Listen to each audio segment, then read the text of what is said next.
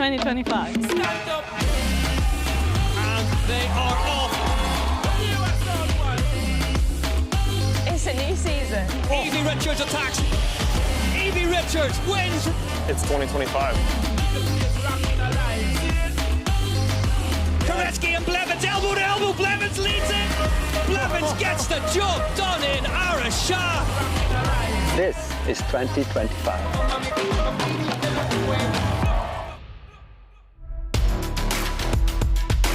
The wait is over. Round one of the Whoop UCI Mountain Bike World Series, the UCI Cross Country Olympic World Cup. Back-to-back rounds in Araxá in Brazil, kicking things off in style in 2025. Coming to you from the Minas Gerais region of the country. Only the 5th time Brazil has hosted UCI World Cup racing.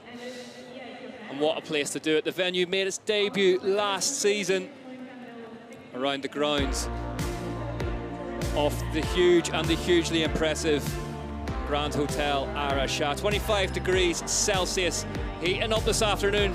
Humidity's dropped from this morning though. Take the positives where you can find them. 6:30 this evening, very, very shortly, elite women's cross-country Olympic distance racing, followed by the elite men. Under 23s have been out on track already. But let's head now to how we left off in 2024.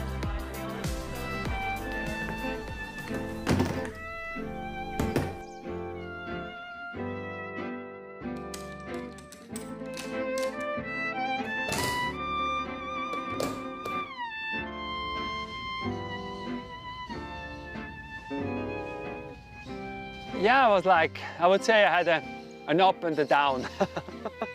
And I had a really, really strong European spring.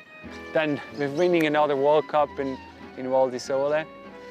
And from there on, it was more a bit of a struggle towards the end of the season. The early season was pretty good. Last year it was very, very hard. When I have fun and when I'm in love with my bike, with the track, I'm able to do a good result. So yes, the main goal would be to have a good moment and a lot of pleasure on my bike. This year I just want to be consistent and to achieve my goal, and it will be to be world champion at the end of this season.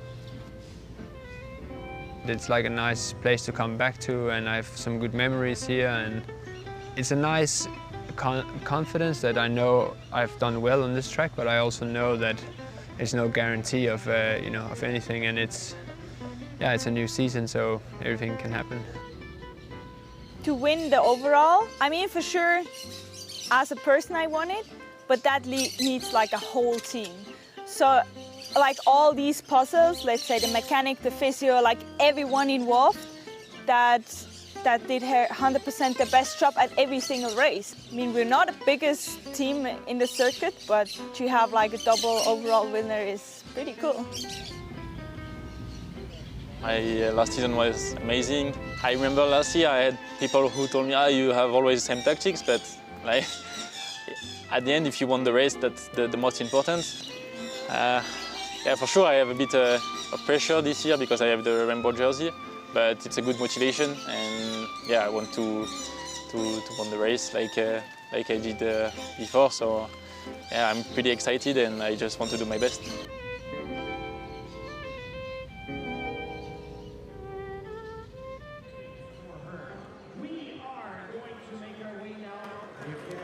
There you have it. Plenty of good memories from last season. 2025, all set to get underway in just over 10 minutes' time. One of the athletes that we cannot stop talking about this week in the build-up to this one. It's a new arrival at Cannondale Factory Racing. You may have heard of her.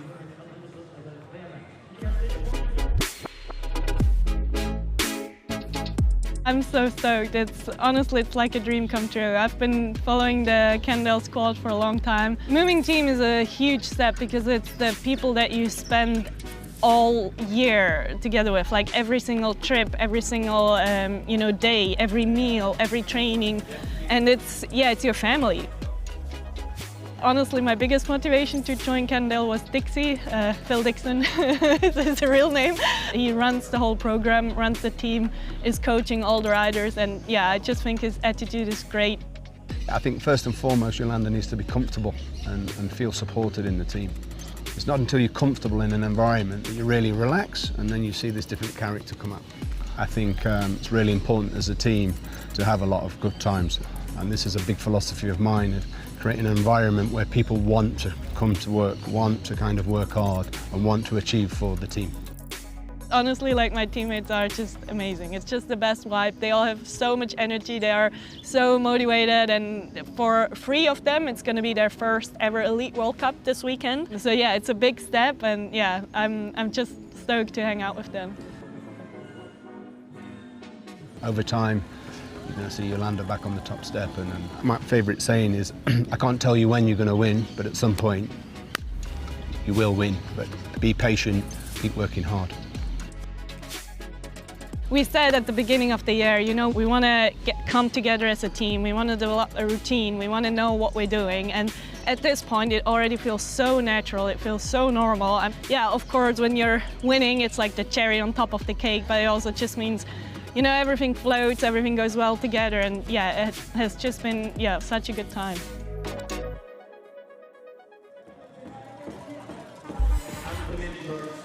Yolanda Neff back in action,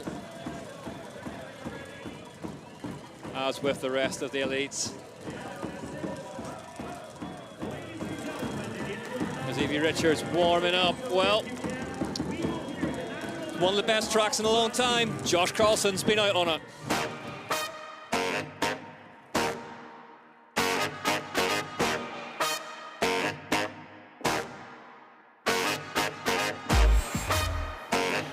Welcome back to 2025. Carlson on course this year is going to be a bit different, and we're going to test out every single race bike of the entire UCI Mountain Bike World Series. For round 1 here in Araxá, we've got the Cannondale Factory Racing Rig. The course here at 24 was a standout, and we cannot wait to see what this year's edition has on offer. Let's get amongst it now.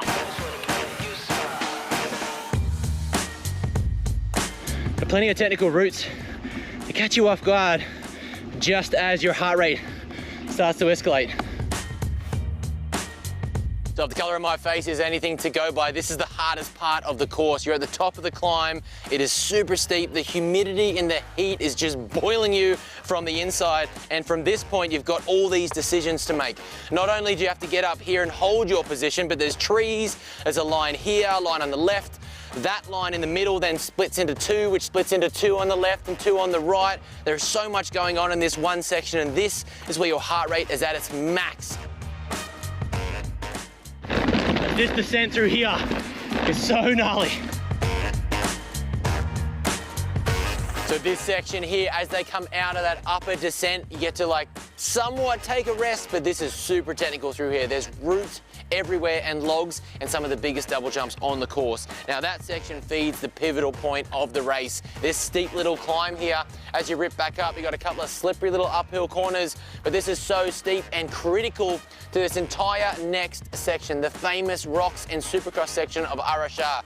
This is so brutal, but you must be in the right position, because if you get the wrong position here, it is detrimental the whole way down the next supercross section. Let's go and check it out now.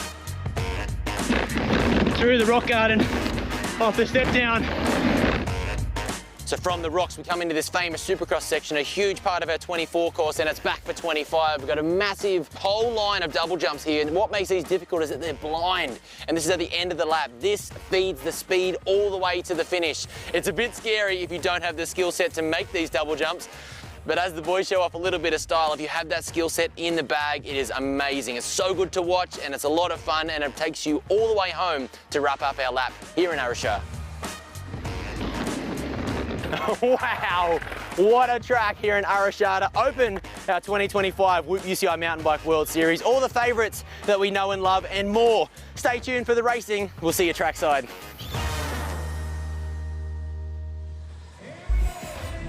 Well, there's plenty more of where that came from. Josh Carlson, absolutely loving this place, loving the Cannondale Factory Racing Scalpel. It's not bad work if you can get it, is it? Tension beginning to build here now in Araxá as we get the racers onto the line. Here is the first of your front row contenders, the national champion of Sweden, one of the season's big moves. Jenny Rissvids, now a Canyon Collective rider. Taken to the front row for the first time, UCI Cross Country Olympic World Cup this season.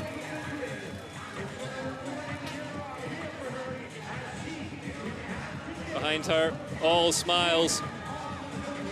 A rider who was predicted to have been at the top of most team managers' lists this off-season. Candice Leal, what a story this is. Had a breakthrough year as a privateer last season and has decided if it's not broken, why fix it?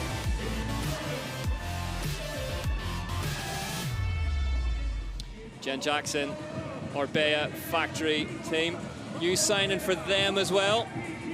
Canadian national champion has moved from Live Factory Racing onto the Spanish brand.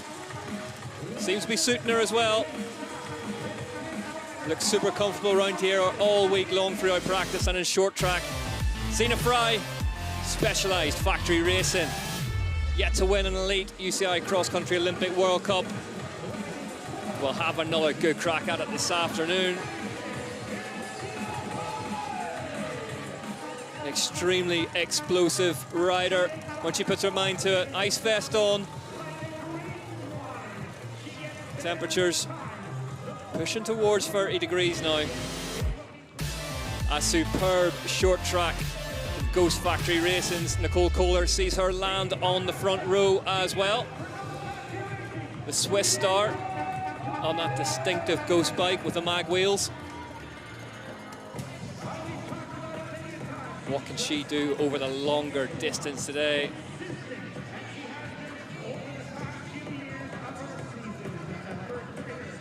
Riders taking on last few drinks and feeds. Alessandra Keller, 2 times a double overall title holder. Missed consistency. ACL surgery in the off-season. There's been some illness in the camp in the build-up to this week as well. You would never have known in the short track. Keller, absolutely stellar, as always.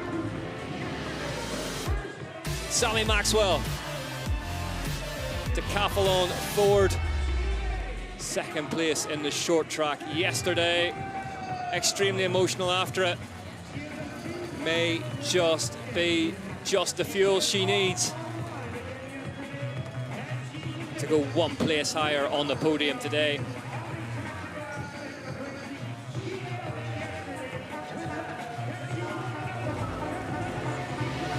Evie Richards, Trek Factory Racing, looking to do her first cross-country double World Cup win since Snowshoe back in 2021. The form this woman was in yesterday. You'd be brave to bet against her doing it. Evie Richards onto the front row. Samara Maxwell to her right. Zena Fry to her left. Here is your cross-country Olympic start list for the first UCI World Cup of the year then. Richards, Maxwell, Keller, Kohler, Fry, Jackson, Leal, Rissvich, your front row. Kira Ball makes her elite debut. In with the big guns. Talent up and down the ranks. And some world-class talent in the commentary booth beside me. Ollie Beckinsale joins me. Ollie, this is what all those long hours in the gym have been for. Round 1. I'm not talking about you, of course. I've been waiting for this one for 6 months. It's going to be a mega race. Here we go, they're getting ready to get under starters' orders here at the Whoop UCI Mountain Bike World Series. The UCI Cross Country Olympic World Cup for the elite women is nearly ready to go here in Araxá. And they are go in Araxá, Brazil at the first round of the UCI Cross Country Olympic World Cup. Good start for Sina Fry, Specialised rider. Evie Richards as well, getting into pedals pretty quick. as they head out onto the course proper for the first time. It's Zina Fry who's in the lead from Jen Jackson, Jenny Risvid, Evie Richards as well. The tempo high at the start of this one.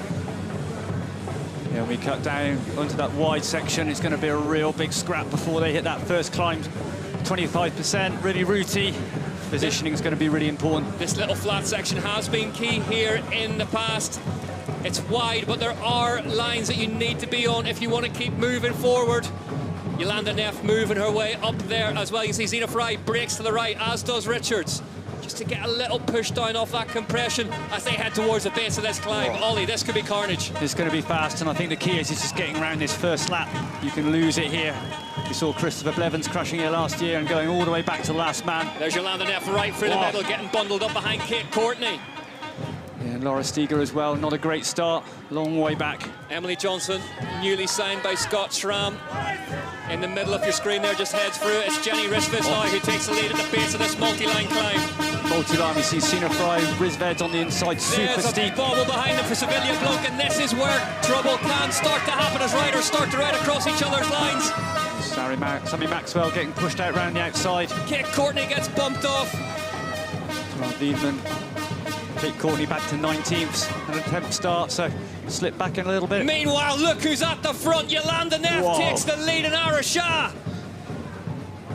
Unbelievable. Jolanda Neff leads Jenny Risvid and Evie Richards here early doors in Araxá. 8 laps the journey, and Jolanda Neff is back with a bang in 2025. And we see on Candice the Leal and Luana Lecomte getting tangled up on the right-hand side of the track.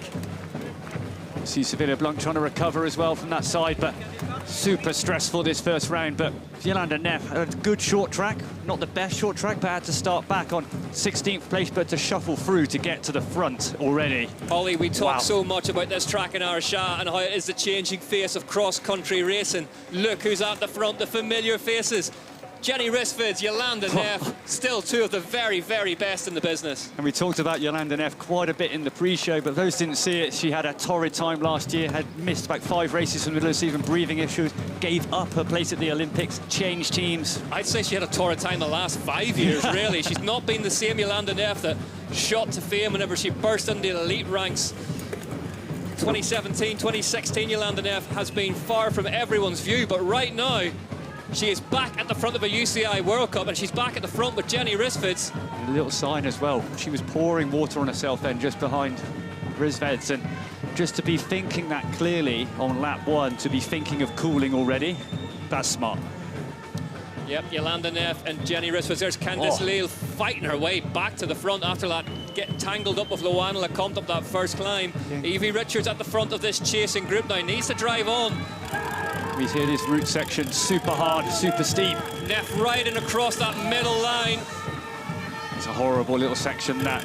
Last year we hit it straight and carried speed. This year it's a 180 turn.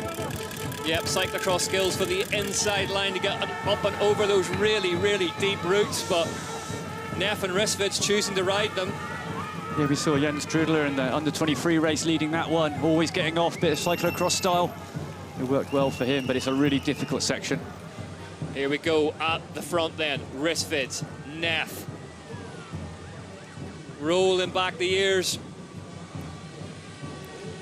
But we know how good Neff is on the descent. And she's probably got a little bit of extra speed than Risvid in these sections, but the riders know what they were going to face after last year, and they've all worked so hard on their technical skills in prep for this. Risvid's last one across country Olympic UCI World Cup. Back at the start of last season, round 1, Mayurapura. See in the background there, just Evie Richards coming through. Candice Leal recovering from that wobble on the steep climb, and arguably the best climber on the circuit. You've got to go back to 2022 for Jolanda Neff's last UCI World Cup victory. Mont Saint-Anne, the classic. But she'll not be thinking about that today. There's the Whoop live heart rate, 155 beats per minute for Jolanda Neff, but zone 4. So think of that as a fuel tank. The higher the number, the more you're emptying. And this course has, it's kind of one long climb, but broken into steep sections. This is the top, very top of the course. And then they're going to drop down, big descending all the way back to the flat start finish section. It's not just been hyperbole, has it, Ollie? Jolanda Neff is back. She has looked like a different rider all week long here in Brazil. She's won 4 out of 5 races she's entered so far. And big ones, big races. Pre-season. Short track didn't quite go her way yesterday, but you always got the feeling that this would be the big prize as they start to rocket down this short descent. Luana Lecomte just taking that really tricky inside line. Not a lot of space down there between the trees. Oh, now watch these two down here as Evie Richards, you know, is riding the pack back onto the back wheel of Jolanda Neff now. Oh, but I just saw Evie Richards get hung up there, but no, hangs on to it. Neff, wristfeds. So Jen Jackson goes right off hard track. left into the crowd. Whoa, that's a big one. Huge one. This section, I was just saying before, that A-line coming down the middle, super slippery. Looks to be all right. She's up and rolling again. Jen Jackson, though, that looked like a heavy, heavy impact. Might just have got away with it before she went off the end of the gap, though. But the speed through that Red Bull section is full gas straight down through the middle, and it's off camber. There's no easy part of that trail. So, wristfeds from Neff, Richards. Let's see that again, Ollie, talk us through it. Yeah, just coming over, there's some big rocks and roots. She just catches an edge on this log here. So rider 4th in your picture now. Just coming through now over this big rock, just loses the front wheel. Ay, ay, ay, she just manages not to go out the front door, manages to slide it. And I think hopefully that crash netting kind of, I think, saved the day.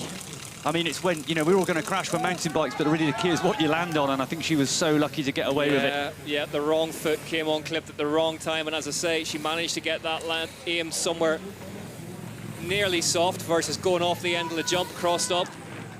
And look at Jen Jackson back in action. Now here comes Jolanda Neff.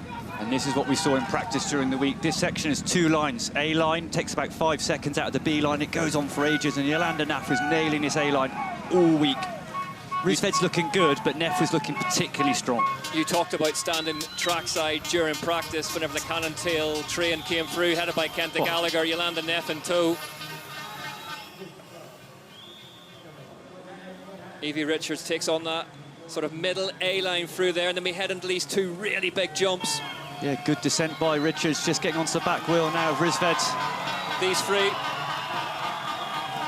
coming together, but Neff still has the advantage.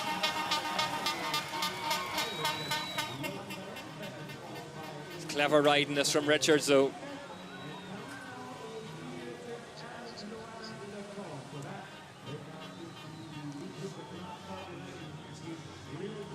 Yeah, we're coming through. Luana Lecomte also doing a good day. We know how good she is in the descent, winning that Crans Montana World Cup last year, which I think, you know, up with Araxá was so difficult. She's got on the back wheel as well, so that's going to make a front group, I think, of 4. Jolanda Neff styling it out through this jump line. One of the big features here in Araxá that made it famous last time out. And as we've seen in the races all weekend long, if you're comfortable in the air, if you're comfortable descending at speed, you get that chance to recover. Yeah. And we saw it in the U23s, the riders that last year were struggling a bit on this course. They've all gone away, they've had 6 months, they've done their homework, down the dirt jump track, on the BMX, come back at it, and they were all riding, absolutely pinning it. Neff then leads them across the bridge. From Risford, Richards, Lecomte now has joined the front as well. This is shaping up absolutely perfectly. We talked about this at dinner last night, Ollie. Elite women's cross-country Olympic. You cannot pick a winner these days. No, it's the strength in depth, the quality of the technical skills. Now it's on point with the men's. They're all together. Neff, Risford, Richards, Lecomte. Fascinating stuff here as they head towards the end of lap 1 out of 8 in Araxá, Brazil. But if you're a long-time fan of UCI World Cup racing, the big headlines are that Jolanda Neff is back at the front for Cannondale Factory Racing. And this was the big question. We know she's changed teams and she's had a bit of a comeback these last 4 out of 5 wins, but they were all in the mud, which she's always been really strong in. But to come back, and it's not a World Cup. The World Cup's another level. Well, they have been joined at the front by just about everybody else. So what was good just got better as they head down to finish the first lap. Jolanda Neff just dropping an ice pouch down the top of the jersey. Some dump bottles going in, some gels going in. Who is that now making a move on the right-hand side? Samara Maxwell's joined the front, as has Sevilla Blanc. As they head over to finish the first lap of the year, Jenny Risfitz takes them across the line, and it is a who's who of the top 10. Like I said, we have about a kilometre of track at the bottom. We're going to see this little regrouping, but then it's really important. This is where you can lose the race. A little crash, tangle of the bars is when everyone brunches together, just like in a road race. And then it's going to have this pinch point on the climb. The scrap for that every lap will be significant. This is going to turn into a bit more than a scrap of battle royale as Yolanda Neff's teammate Ana Santos crosses the line in front of our commentary booth. Santos in 23rd, so pace really, really high at the front of this one. The top 10 are all in a group together. You see Keller trying to come up the outside, Candice Lille as well.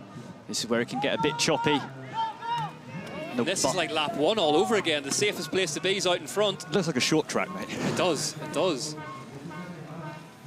It's literally a carbon copy. Comes back together, then there's a fight for the climb. I don't know if I've got 8 laps of this in me, I won't lie to you. Jenny Risfitz now on the bottom of the climb leads the pack in. Candice Lille has recovered well from that first lap tangle. Candice Lille as well, staying on her own setup, not joining a team. Really confident stuff. Yeah, I think after having such a successful year last year and then coming back going, well, if it works, don't fix it. Risfitz neatly done. This is where the pinch point comes now, where the 2 lines cross over. Samara Maxwell banging elbows of Evie Richards. Yeah, lucky it didn't take them all down then. You see Richards, that's a nice move. I take the wide one, carrying speed, good momentum. You see Martina Berta as well, New Origin team. I think Yolanda Neff is in that mixing around, has actually ended up going back a bit, probably 8th or 9th place at the moment. There's Sevilla Blanc in 2nd now in the green and blue of Decathlon Ford. Yeah, we see Neff now just getting shuffled back. Maybe just a positioning thing. Maybe it was that spacing on the first lap. Maybe just pushed a little deep, we'll see. The one at the comp looking smooth, and she's looking great in practice this week. Again, another big team change, changing everyone to BMC. Has said that she has the perfect bike. She says the bike is absolutely perfect. She cannot find a fault with that BMC. She's loving life on the French-speaking team. Jordan Saru, her teammate, said it's great to have her in, someone as experienced as that, and she's just lifted the whole energy in that camp. Yeah, Lecomte in the off-season move from Canyon to BMC. Risfeds from her own team, moving on to Canyon. Dropping to 17th now by our screens in the booth, 19 seconds off the front, so maybe a problem for Neff somewhere. It was just that big regrouping, and as you hit the climb, you've only got to get out of position. Someone falls off in front of you. By the time you've ran a bit and clicked back on, that shuffled you right back down the pack. But you can see the pace just starting to get a bit of daylight on the climb. How sharp does Sammy Maxwell look in 2025, though? She was superb in the short track. Yeah, previous best short track, 16th, up to 2nd yesterday. That was kind of like a career-changing moment, almost like, you know, Charlie Aldridge getting 4th at Never Mesto cross country last year. As soon as they make that podium, everything seems to change and click. There's Jen Jackson, and fair play to her. Heavy, heavy, fast crash on one of the choppiest parts of the course. Back on the bike now. Ollie, is she running on adrenaline? Is that what's got her back on and back into this group? If you're locked in and focused, and we see that crash again as she drops down, loses the front wheel on the lock, floats on the handle. Was so lucky not to go out the front door. If she'd have hit just one little rock and gone over, she would have been flying off that energy drop. But yeah, I think luckily probably hit some crash netting and meant she got away with it. But to recover, whether she's, I mean, her bike's in one piece, she's in one piece. But yeah, that was a big one. Well, news from former members of this parish. Pauline Ferrand-Prévot, the Olympic champion, finishing the Women's Tour of Flanders, 2nd place today. Wow. Yep, road riding now has Pauline to deal with. And there's rumours that mountain bike have Matthew van der Poel to deal with soon as well. Yeah, big rumours. Well, not really so much rumours, statements of fact. He's going to race the UCI World's Champs on a mountain bike this year, Mathieu van der Poel, which means we're going to have to see him at the UCI World Cup before then. It'd be good to have the big man back on a mountain bike and see where he stacks up against the very best. Evie Richards just looked like she was struggling for a gear there on the way through that shot on the middle line. Yeah, that last part of the course where we had the regrouping, really important for positioning, and we see Sevilla Blanc did well in that section, as well did Samara Maxwell, moved up through. Neff in 21st now, 33 seconds back off the lead, so be good if we get a shot at some stage if Yolanda to find out if there's an issue with that Cannondale or she's just suffering after that high early pace.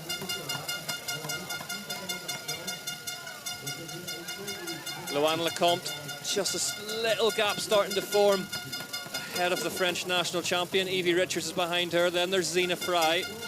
Martina Berta on the new Origin. Number 22 plate, American champ from KMC, Kelsey Urban. Let's see if we can see Yolanda.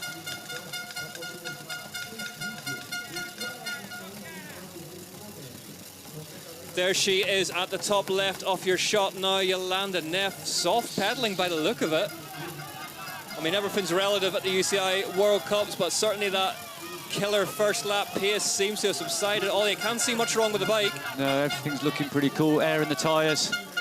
Yeah, to get off so fast to move up from 16th to 1st and then drop back again. That's Yep, looks like the bike is all right. So, Yolanda Neff. Ollie, what do you reckon's going on there as we see Jenny Risford stand on the gas up this climb? Yeah, I think with Yolanda Neff, remember I think if sometimes things are mentally, it's going your way, you know, it's easy just to drop off a little bit. Risford leads Blanc, Maxwell, Lille, Jackson, Richards, Fry, Kohler, Lecomte. They're all still together. Top 10 covered by 20 seconds now. Ronja Eibel, what a debut for her. 10th place. She had a crash in short track. Fought back admirably.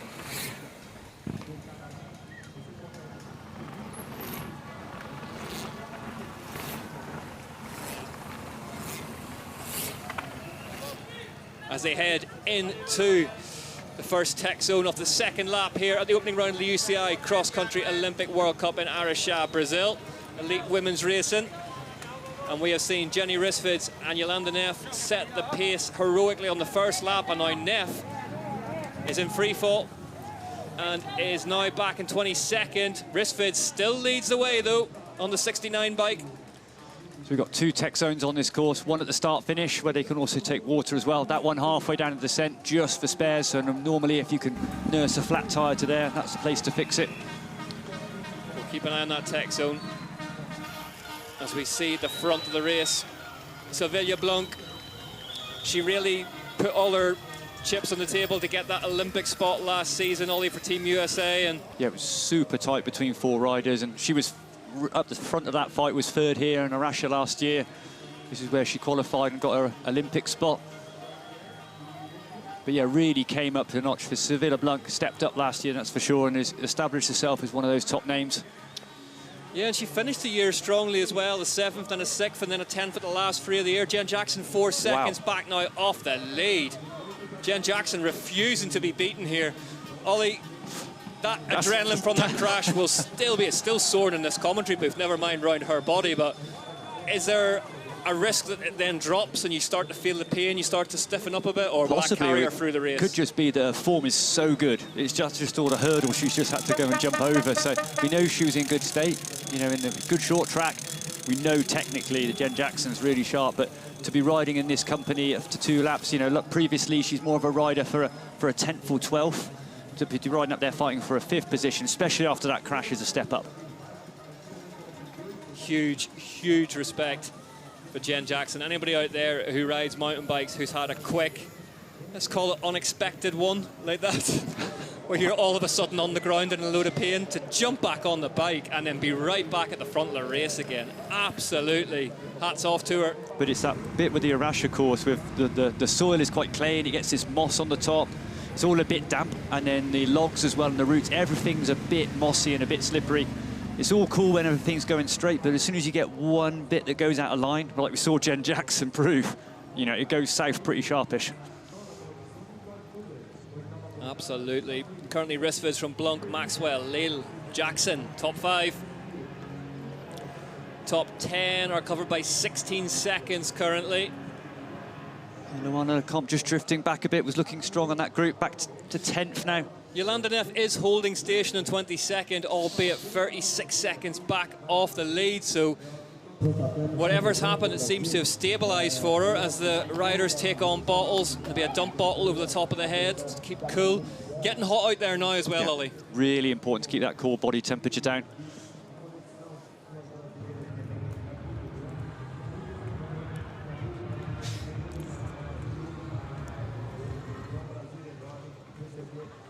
And they are rounding the start and finish straight to head across the line. To head on the third lap here at round 1 of the UCI Cross Country Olympic World Cup for the elite women. Evie Richards now just slightly distanced. Yeah, not really where you want to be. In between these two groups, the second of which led by Luana Lecomte for the time being. Alessandra Keller in there, Martina Berta in the mix as well, as is Kohler. Zena Fry in there. Kelsey Urban has joined the party late as well.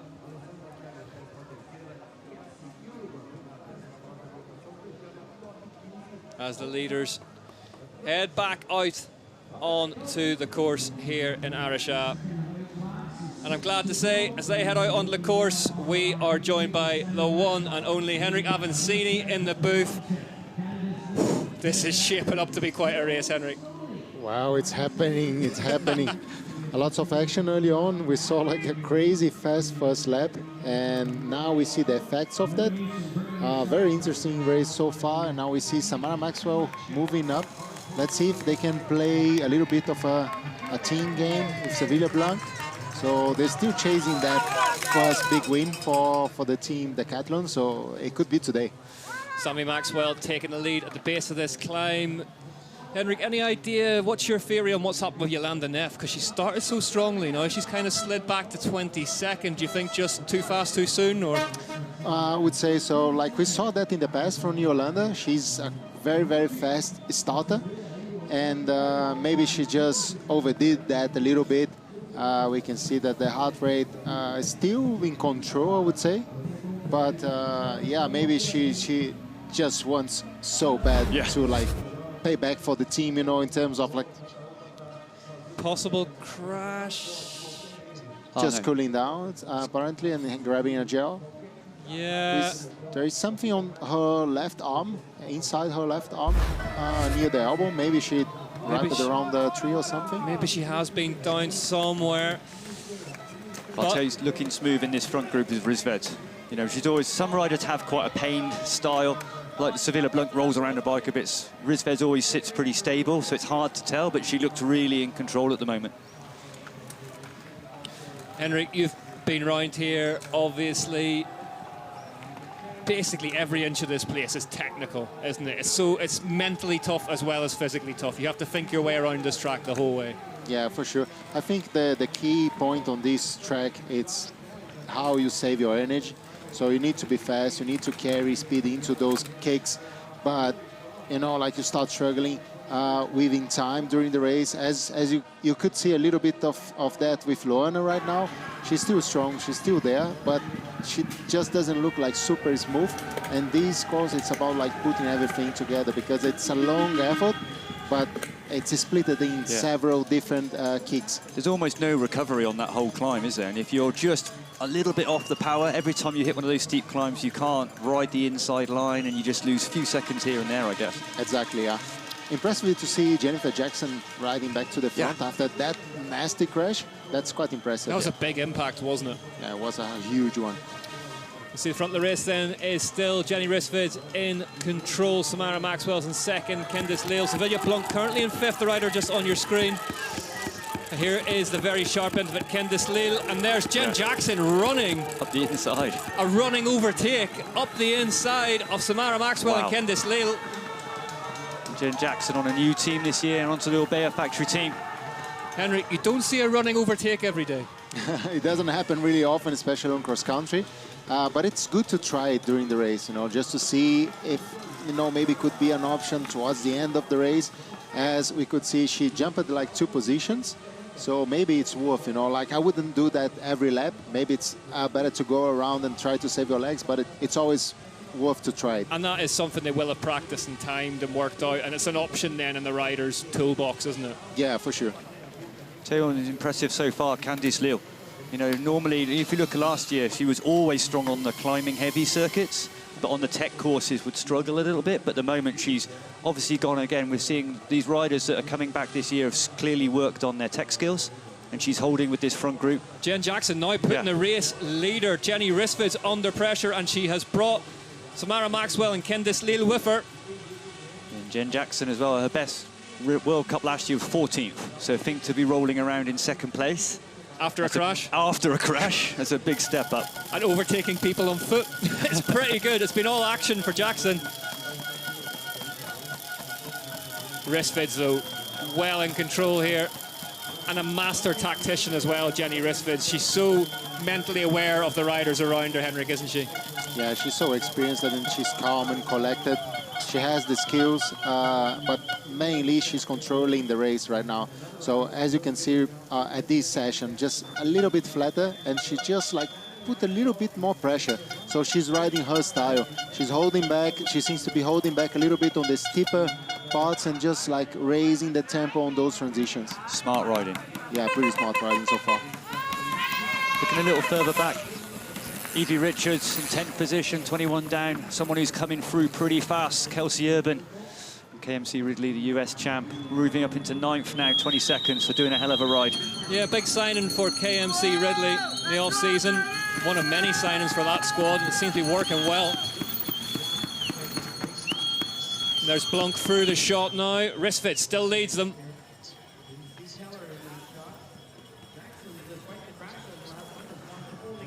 Fair play for Jen Jackson, sticking with that line straight down the middle. Yeah, it's always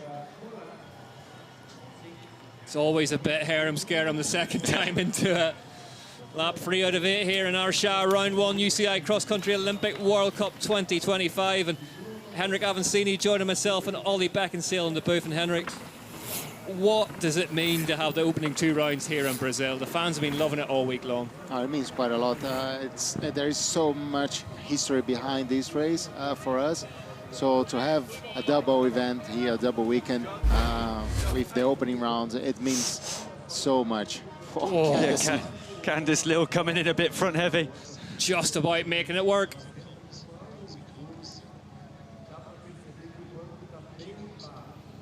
Narrow miss for Candice Liu there as they head through this little double gap jump. Still Risvid's in charge of things, and this group, I can tell you now, is about 9 seconds ahead of the chasing pack, which is currently being led by Nina Graf of Lapierre Racing Unity.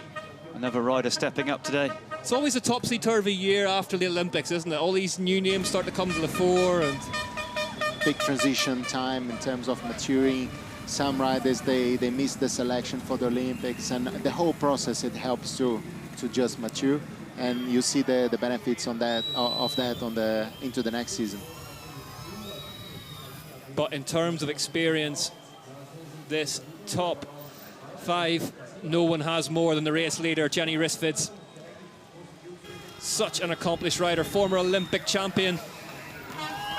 And descending technical skills were right at the top of her list of abilities, Ollie, weren't they, before anyone else had sort of really caught on to it, other than Jolanda Neff, you'd have to say. The 2 riders really stepping up. Jen Jackson, Samara Maxwell not really placing in this front 5 before. Jolanda Neff still in 23rd now, and she is 1 minute and 3 seconds off the pace, so I think there has been an issue for her somewhere there.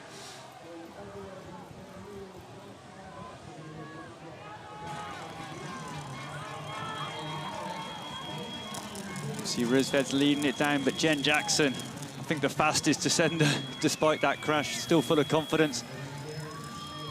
So, and I think the big improvement today, Candice Liu on these jumps and these sections.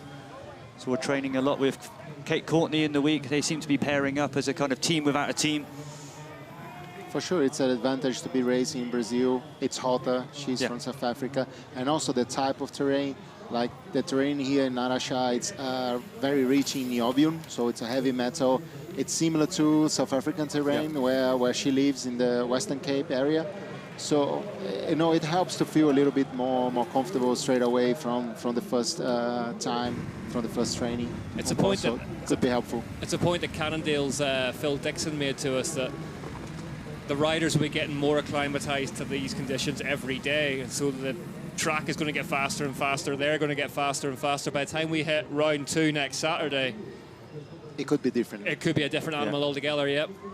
Yeah, even coming from Europe, even if you're training in Spain before this, 10, 12 degrees, it's been pretty rainy in March, so not going to have that adaptation. And if you're not acclimatized, basically the body just holds the heat. You don't sweat as much. When you acclimatize, you actually sweat more, it's more dilute, but that helps the cooling process.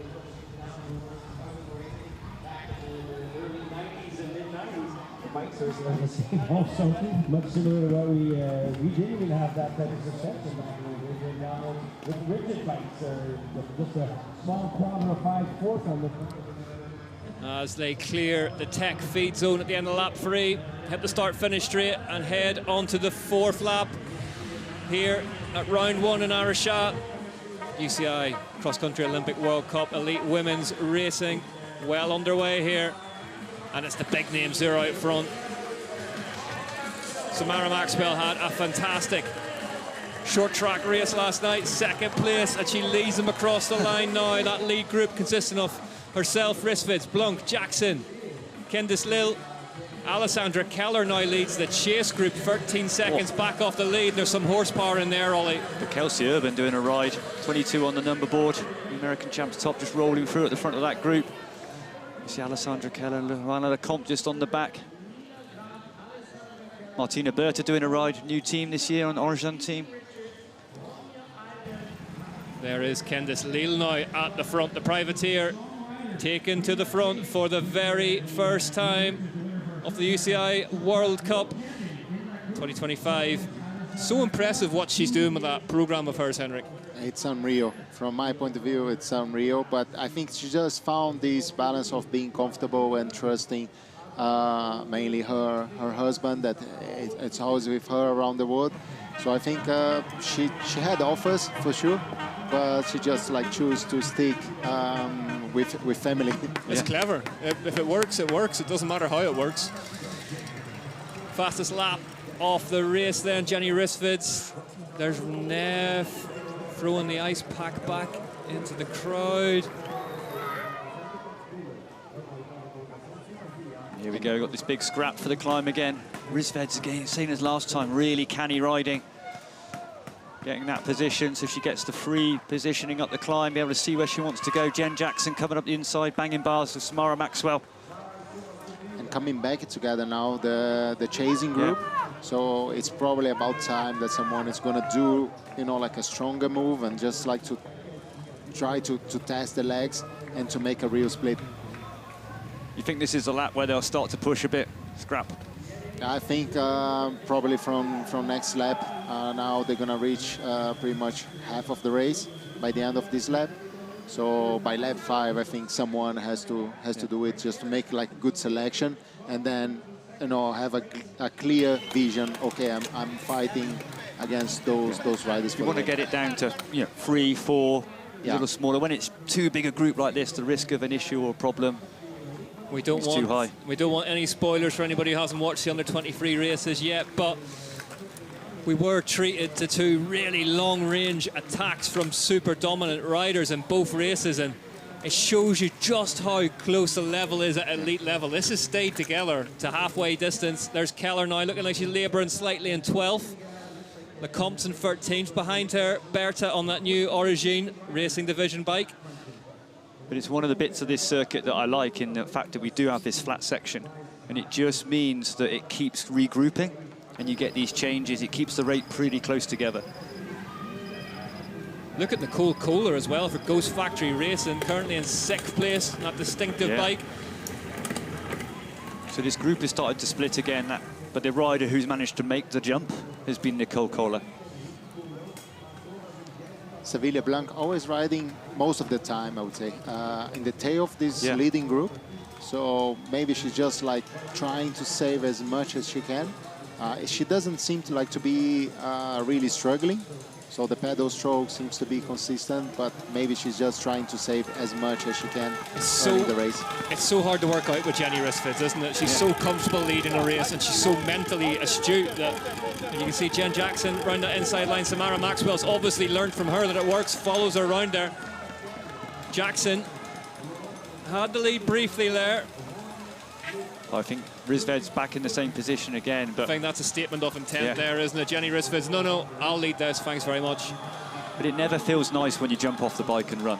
Yeah, it always jars the legs a bit. Rissveds has definitely got it right. Running, flowing around the outside, missing the roots, carrying momentum. So much better for recovery and Blunk jumping now, off and run. just distanced by a couple of bike lengths off the back of this group. Takes a drink. Still having a sip. This is one of those few sections where you can actually just sit down a little, have a drink, recover. And then you're straight back Straight up back to into speed. this. Yeah. 2 big gap jumps, fast left-hand berm that shoots you into a really technical climb up by the water's heart. I did say short recovery. I know you did, I know you did. But that's the thing, you know, like as long the first 4 or 5 wheels stick together, you can allow yourself to lose a couple of seconds here and there, because they're gonna park at some point, especially at the bottom part of the course. Here's Jen Jackson's race so far, and I mean, if that was me, that would be the clip of the totality of my race. But then look at this for a fight back. Yeah, she's got some form, that's for sure. But so lucky on that crash that she managed to stay on the top tube rather than going over the front. I think if she went over the front, that would have been There's that big inside really line big. through the routes that she made work for her past 2 riders on foot. Yeah, a really attacking race from Jackson.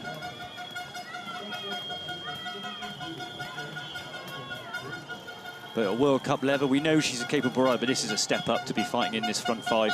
There's Graf through on the back of Blanc now. Nina Graf, the Lapierre Racing Unity outfit, 7th currently. Kelsey Urban looking really, really strong. Big mates with Jenny Rissveds, of course, the race leader. Yeah, I saw them on course in the week practicing. Last year they were teammates, and even though they've split into 2 factory teams, regrouped on the course, and it looked like the old days. Bit of a gap forming behind Rissveds now. Kohler is there to take it on. There's Jen Jackson through the shot. Jackson straight down through the middle where it took her out last time. Not a problem. Sammy Maxwell tucks in behind her. Yeah, we come off this fast descent and then hit this big steep climb. And Henrik, talk us through the mental battle of if you've crashed on a certain section of track and you've got to hit it flat out the next lap. Do you just put it out of your head? How do you deal with it?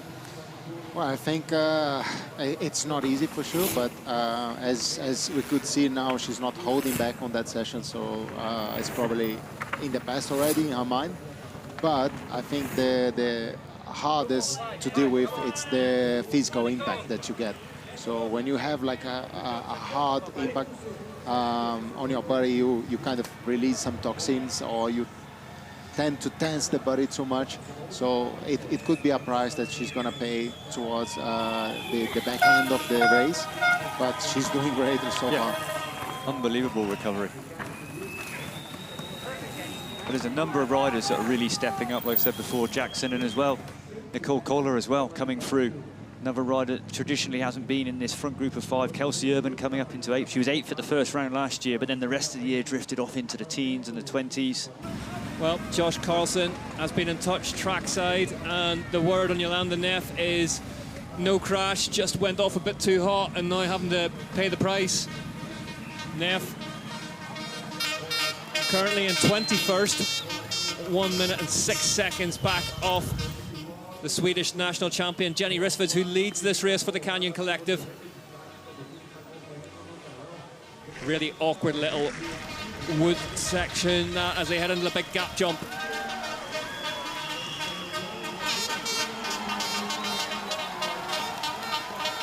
And then up this really, really steep punch of a climb. The top 4, Rissveds, Kohler, Jackson and Maxwell. Yeah. Charging a little bit now. You couldn't see it in the booth, but both Henrik and Ollie made the motorbike throttle gesture there as they went up the climb. but she did it on that climb and the one before after the Red Bull section. Yeah, coming around the corner and just that bit of a punch. I think she's just like starting to really test everyone's legs now. Both of your motorbikes were left-hand drive, I'd say, as well, which was unusual, but... But just see that one acceleration instantly, and she can just get a little bit of a relax. She's not going to continue that effort, but it just gives a chance to relax a little bit. Risford's charging away down this descent now. Got that poker face. And she's very, very good at this. We've seen this before, this punch and counter punch, and so just put an effort in, do a bit of damage, then maybe let them come back to her, then punch again. Yeah, she can seem to absorb those kind of short, high-intensity efforts better than other riders. So she puts one in which doesn't seem to really hurt her too much, but everyone else has to burn a match to keep up. Yeah, and that bike as well, Henrik, everything on it brand new to her in terms of brand and componentry, and she seems to have adapted to it very, very quickly. Which is not easy. I think that's very hard to get to this point of feeling comfortable with a new team and with a new equipment.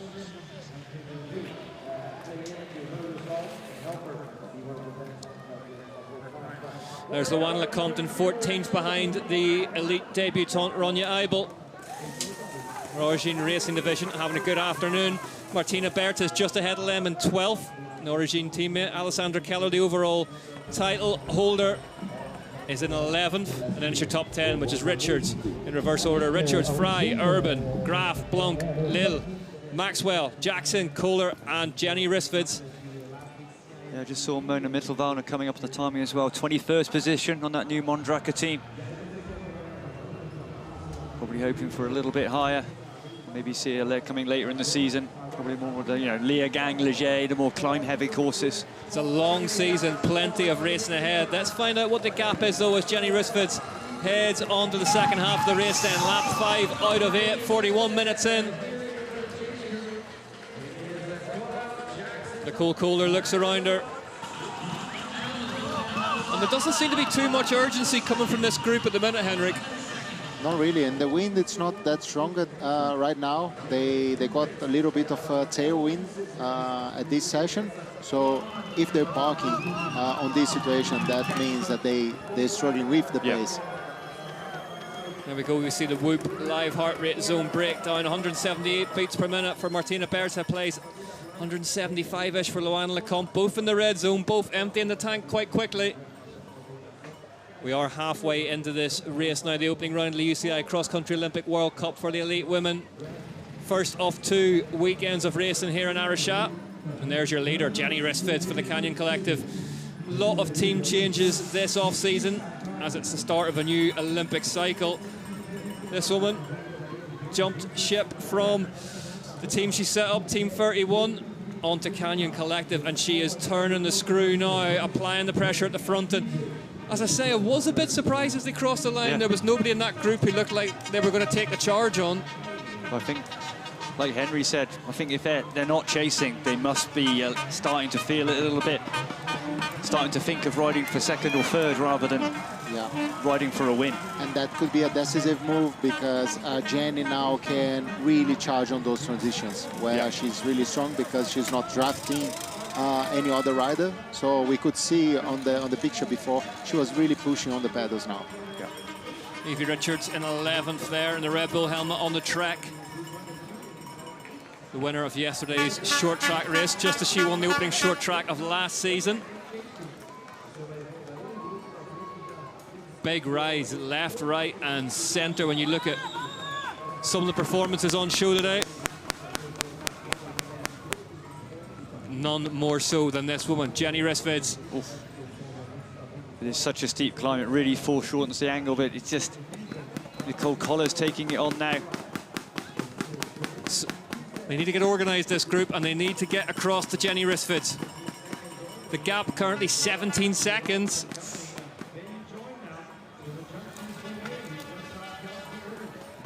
Jenny Risford makes it to the halfway point of the climb on the 5th lap. Out of 8, 17 seconds, still a good. Samara Maxwell now up into second in the chasing group. Maybe Samara Maxwell can take this on and start to make some progress before this gap gets too big.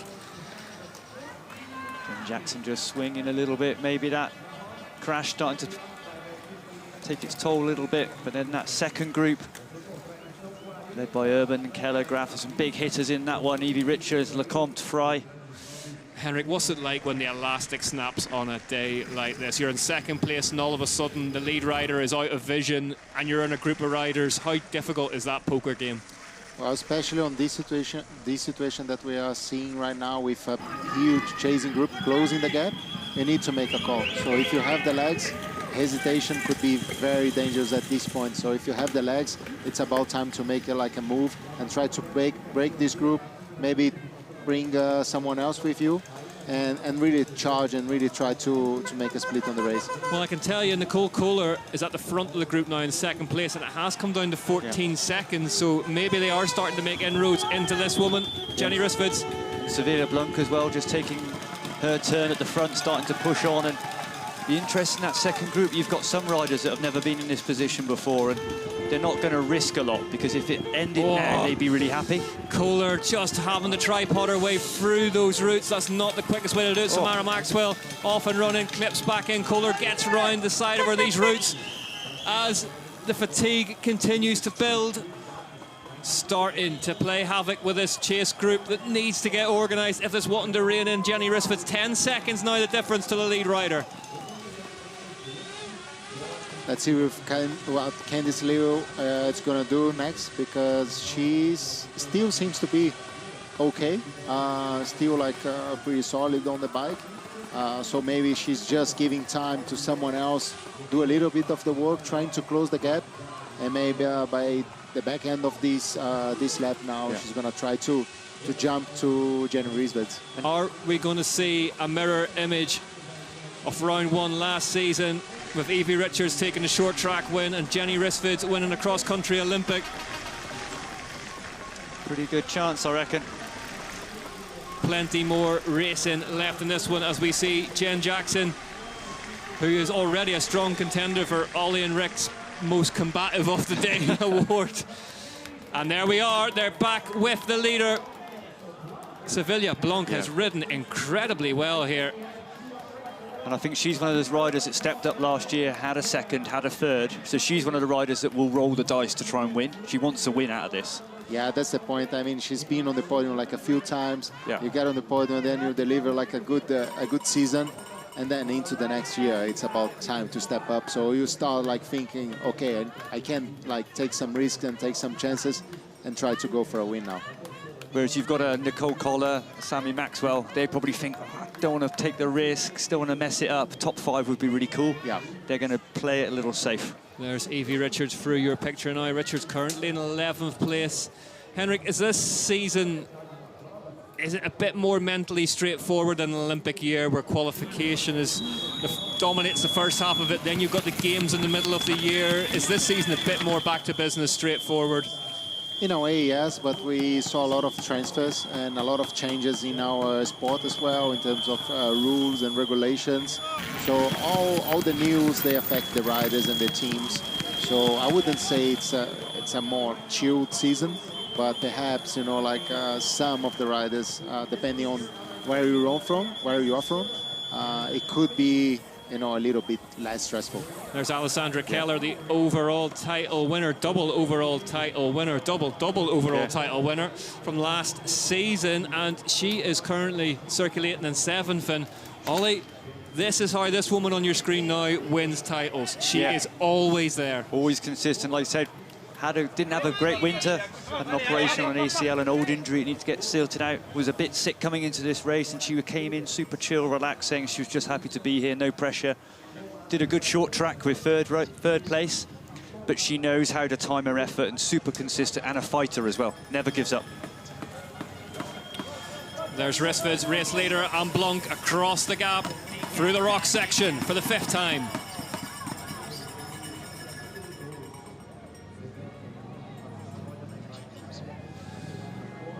As they head down towards the really, really technical section of turns and wooden obstacles before we get to the jump line proper, and all still very much to play for here. Jenny Rissveds leads Sevilla Blanc by just a second, then it's Candice Leal 14 seconds back off the leader.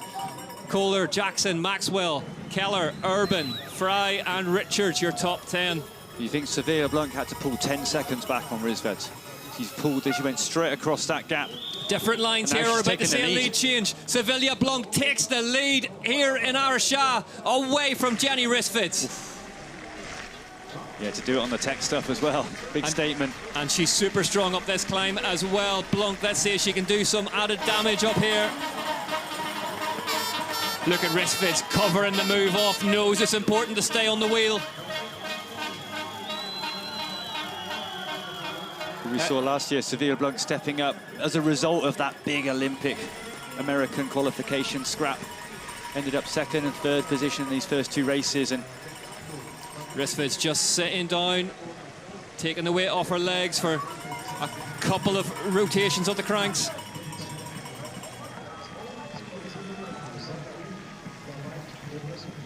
And look how efficient those two are through the jump section, Henrik. Tucking on landing. Here's the overtake. Ollie, talk us through it. yeah, just on the inside, there's 3 lines on this big rock, and we can't quite see it through the light, but that's gnarly on the inside. Big logs.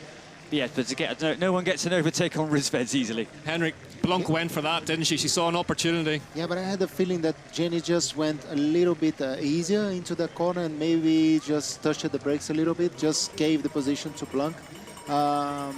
It could be a way, you know, like to stimulate Blanc to push, and it's important because now they really need to build this gap. So it's just 8 seconds to Jackson, so they need to charge. So maybe it was just a clever move from Rizved. And you can hear them chatting away. Fascinating stuff, intrigue abound here, 2 of them. Jenny looks like she just shouted something across to Sevilla Blanc, and maybe they are going to try and co-op and stay out of the talons of Jen Jackson and Samara Maxwell, who's 12 seconds back off the leader at the minute. Yeah, Ollie, what was your read on that? It did look that she let the brakes off.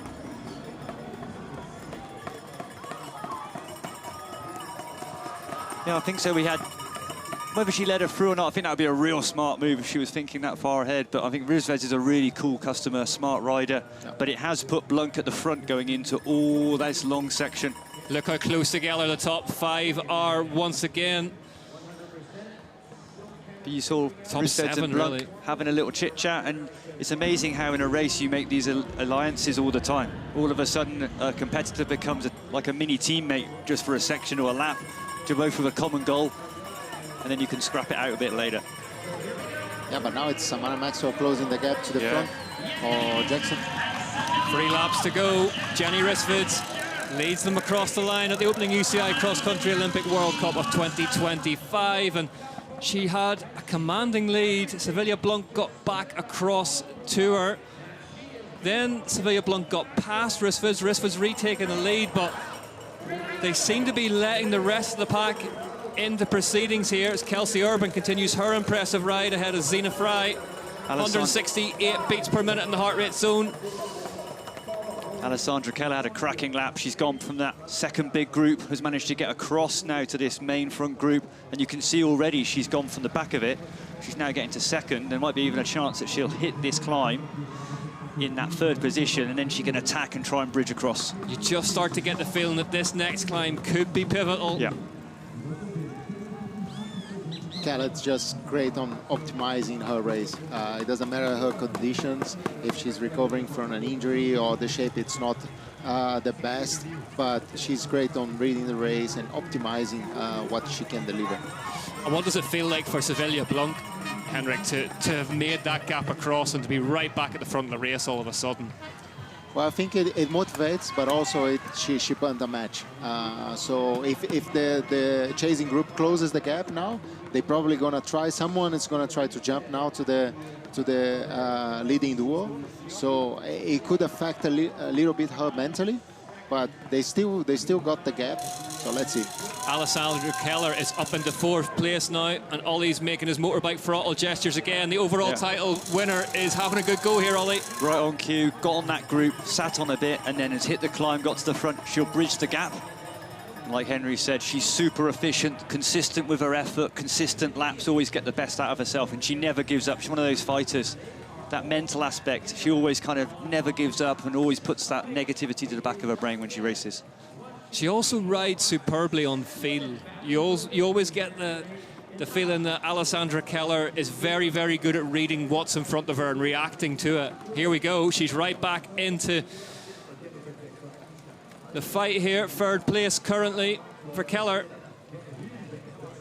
Wow, grinding the teeth. Yeah, Jen Jackson pulling some faces now. It's a hard course. Yeah. Just so intense. Other than that little bit where you can chill, the rest of it, and it's such a physical course. All the climbing, it's all roots, it's rocks. You're never just sitting there and just pedaling away on a forest track. You're always pushing, pulling, line choice. And also on the downhill, you still have like those short and sharp kicks. Yeah. So you're always on the gas again and again. Yeah, I think it's possibly the hardest circuit at the moment on the World Cup. It could be, one of the hardest for sure. Especially when you have added a bit of humidity like today as well, and then all the conditions combined to make a rock-hard circuit. Evie Richards and Luana Lecomte in the last shot, 11th and 12th, respectively.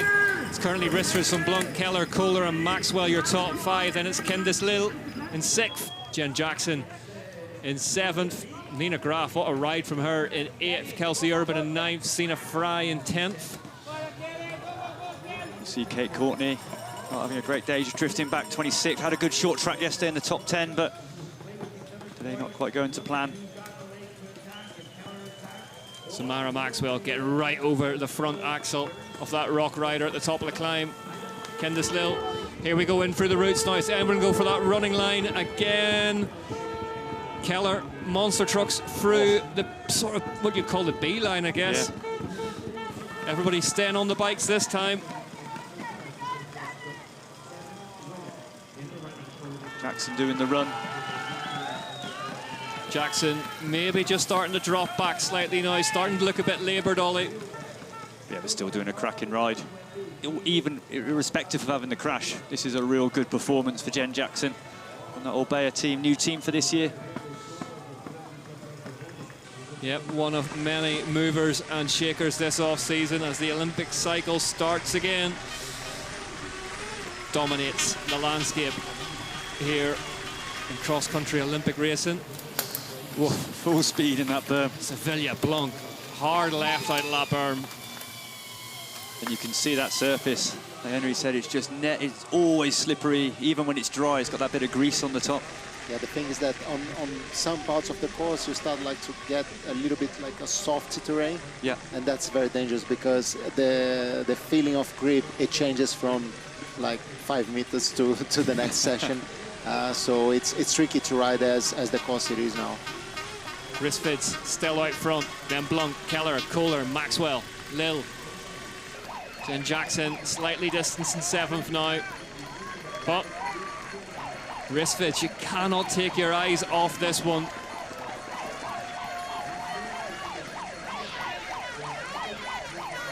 All together again, huh? All together again. And the time for poker playing's kind of over now.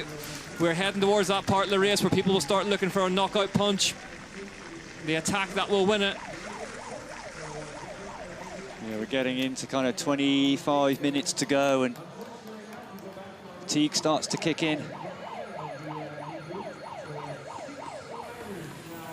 Interesting now is when it gets this fatigue building and the intensity, it's trying to reduce those mistakes. We saw in the under-23 races when it started to split riders on the technical climbing, stalling, just as the fatigue and the concentration drifting. There is good news for Yolanda Neff, and she's up into 15th now. So Neff getting a second win maybe here in Araxá. Still a minute off the front though, where it is anyone's guess as to who is going to take the win here.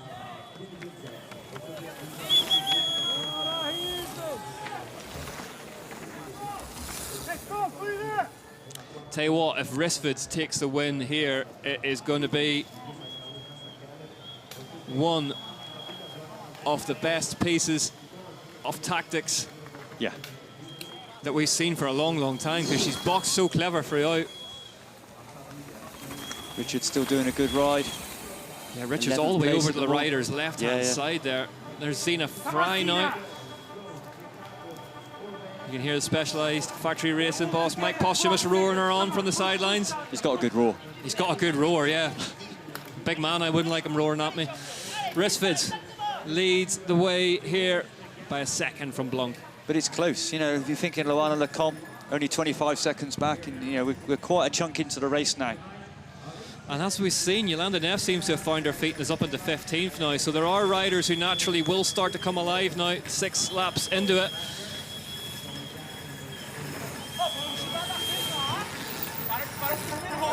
I think the big instigator in this bunch could well be Alessandra Keller, though. Yeah. Keller, you've got to go back some ways for her last cross-country Olympic win.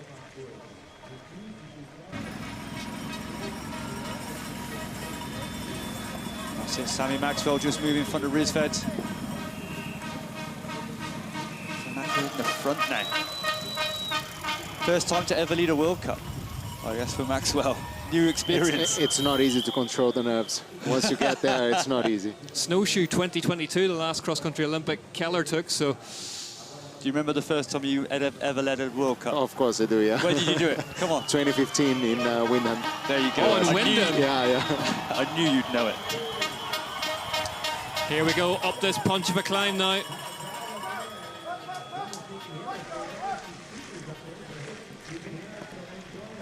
Yeah, this is a whole new experience for Maxwell. Big step up, but to actually there be leading it. She's a really interesting athlete as well. She really rides on emotion. We saw that after the short track yesterday and manages to channel that emotion really positively. Yeah. Great ride yesterday. As they come down through this multi-line section, Catalina Vidare. Let's have a look at the rear tires gone completely off the back of that bike.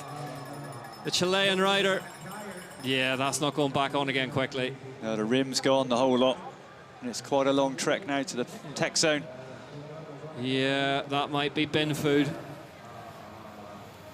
As we see Samara Maxwell over the river gap. Jenny Rissved in close contention. Nicole Kohler, great ride from Kohler.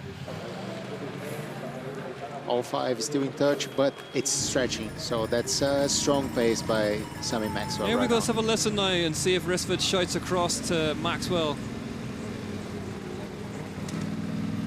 Little look over the shoulder. Yeah.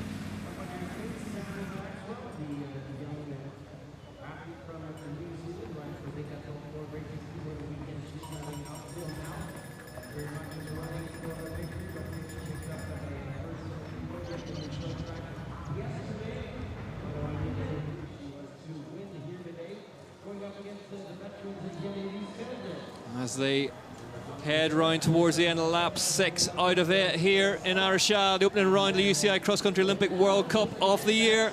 It's Samara Maxwell for Decathlon Ford Racing who leads the way from Canyon Collective's Jenny Rissved, Decathlon Ford teammate Sevilla Blanc in 3rd.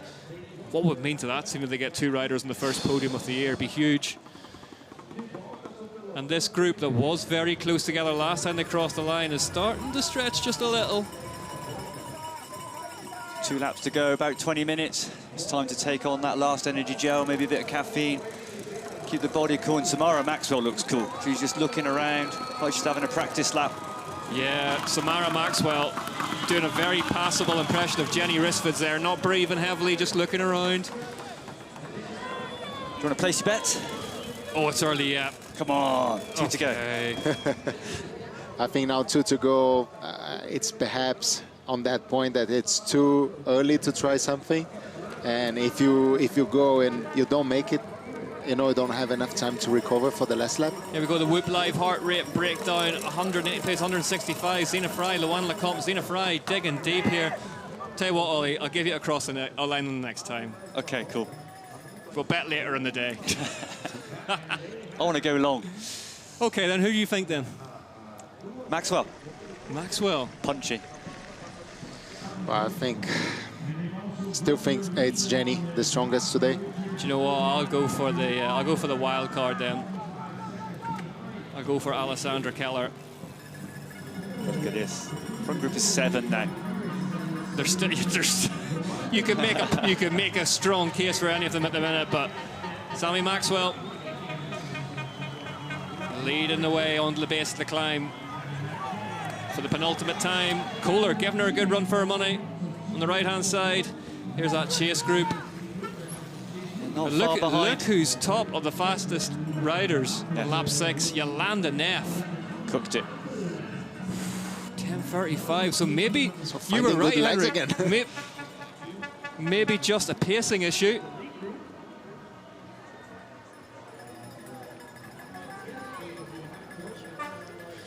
Okay.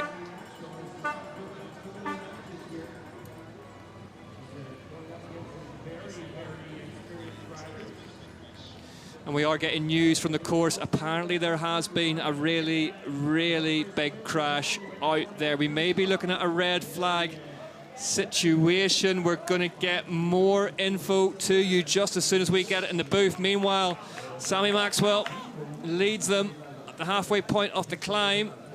So just that news again.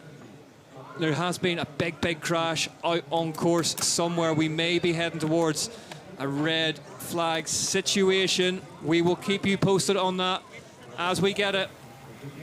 Sammy Maxwell, though, is attacking. She's Big riding gap. away. Riding away. She heard my prediction, mate. She heard that's what it was. Yeah, she was waiting. She was waiting.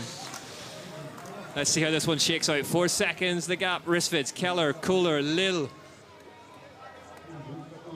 Well, probably Maxwell is not the most punchy rider, so she needs to go long. Yeah. And she has like the climbing skills, the climbing abilities. So that's probably the best session where she can charge. So let's see how long she can sustain this effort, but a great move so far. But yeah, quick 5 seconds already, you know, opening up that gap. For a rider that's never been in that position before, to attack quite early on. I mean, And if you are emotional like she is, you know, that's gonna just fire you up. Yeah, she is. fire You you get up. some riders, like you say, Keller, super calculated. Some riders, Sammy Maxwell, emotional. Neff. Well, unfortunately, it's my duty to tell you that the Avancini signal has gone up. You are needed somewhere else, Henrik. See you later, guys. See you later on, and thank you for sharing your knowledge and your time with us. Have a good time out there. I know you will. I mean, that's kind of a given. Sammy Maxwell runs through these routes then. And that gap's significant now. That gap's chunky. 7 seconds. We will bring you more news when we get it from the course. As now the race continues, though, and they are struggling to find It's Lil. an answer for this attack of Sammy Maxwell. It's Kendis Lil ahead of Risvids. 7 seconds now, that gap. And it's Lil who's got to take on Blunk, who was looking so strong now, starting to swing a bit. Blunk is struggling here, but she's right on the back of Kohler, so maybe just got that route section wrong.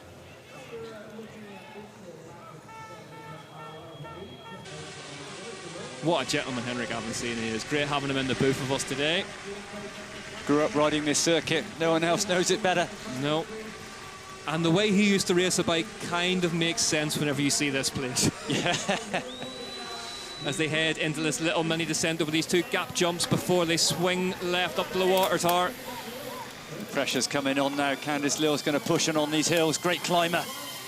Really, really clever spot from Henrik as well when he said Sammy Maxwell, her skill set is not a final lap punch, it's a long-range attack on climbs, and she is leaning into that.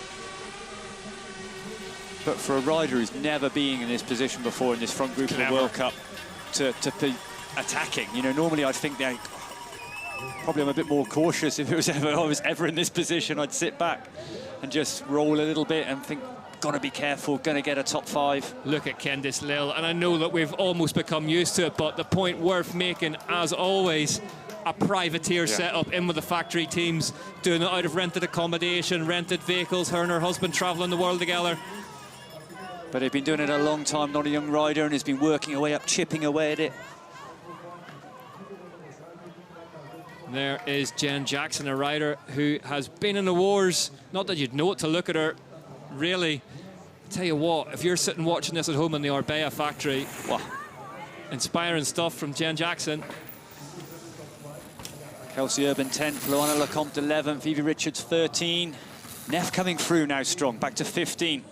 112 down, so recovering well after that early first lap. Look at this gap. Look at this gap Sammy Maxwell's built.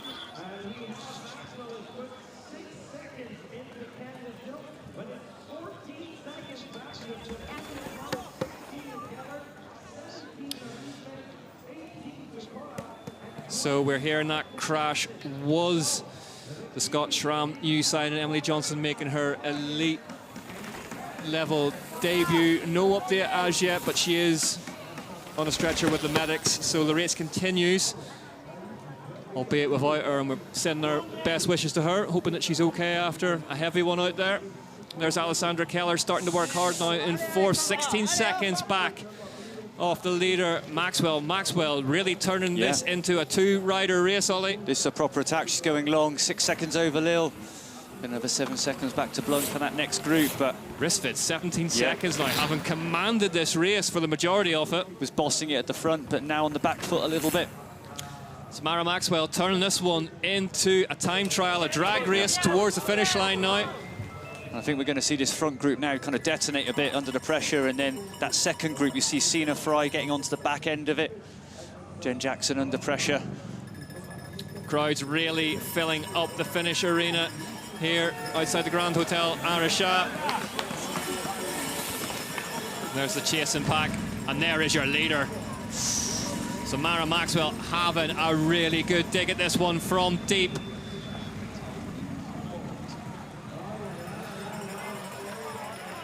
So fast through that right-hander.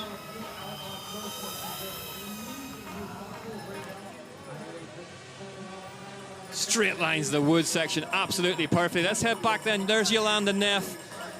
Lit the race up early doors. Jolanda Neff announced her return to the big time after a couple of years in the doldrums. 17th now, though, Neff circulating. Fastest lap of lap 6, though, out of anyone. So Neff, definite big positives to take away from this race.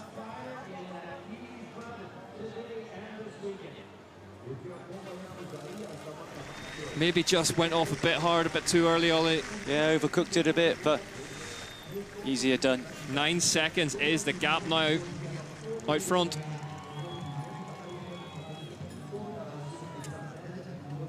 Nine seconds. Remember that number. That is the lead Samara Maxwell has at the front of this one from Candice Lill, the South African.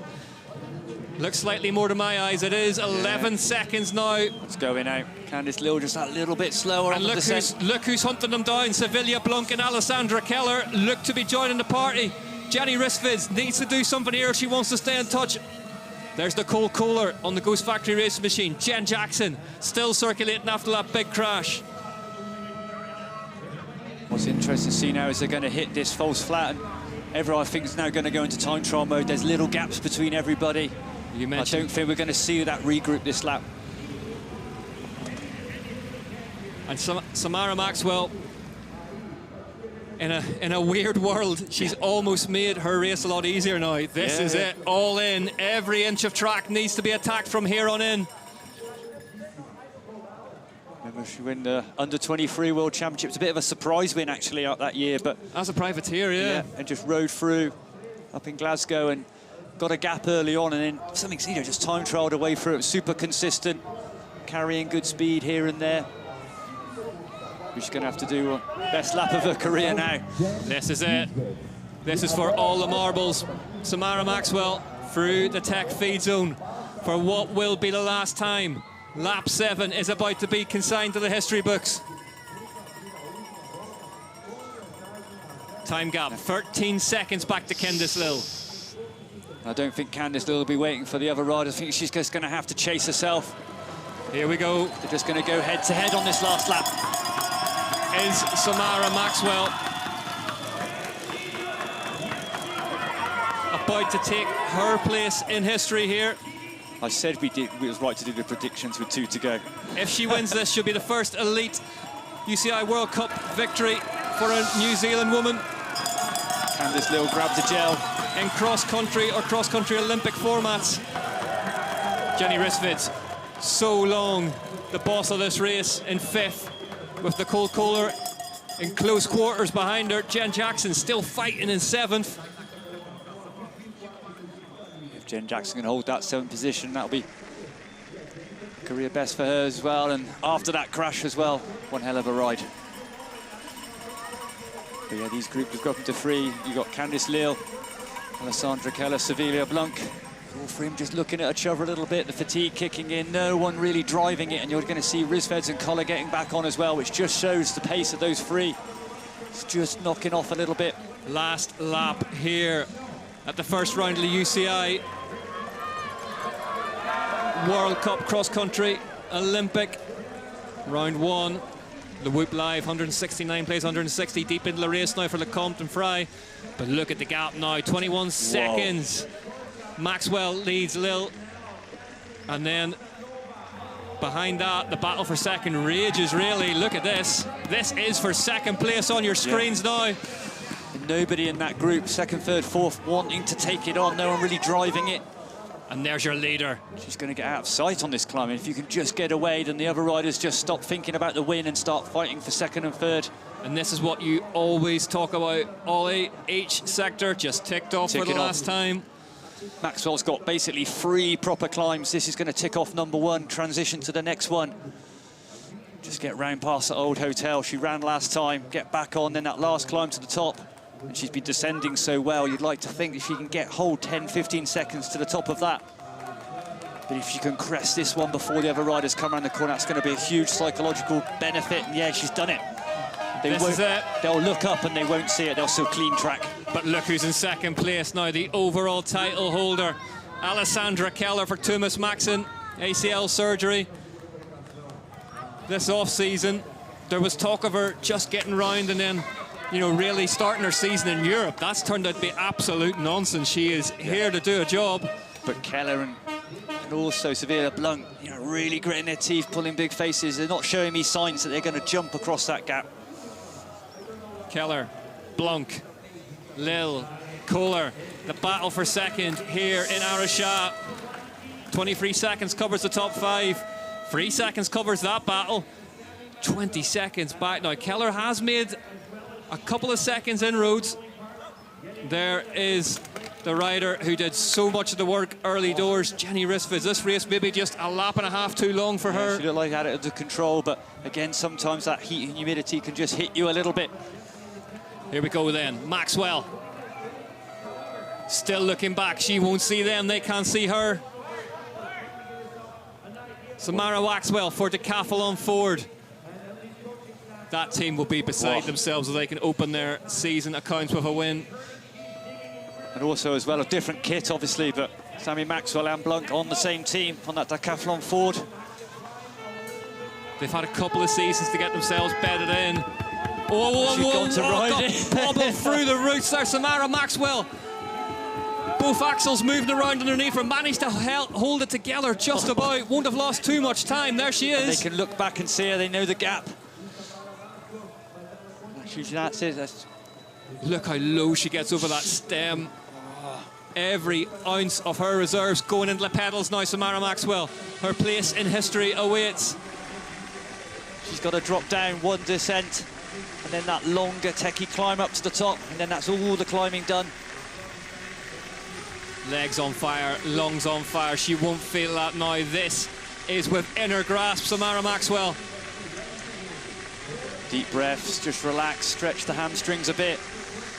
One big punch. Heads up this techie, horrible climb for the last time, Samara Maxwell.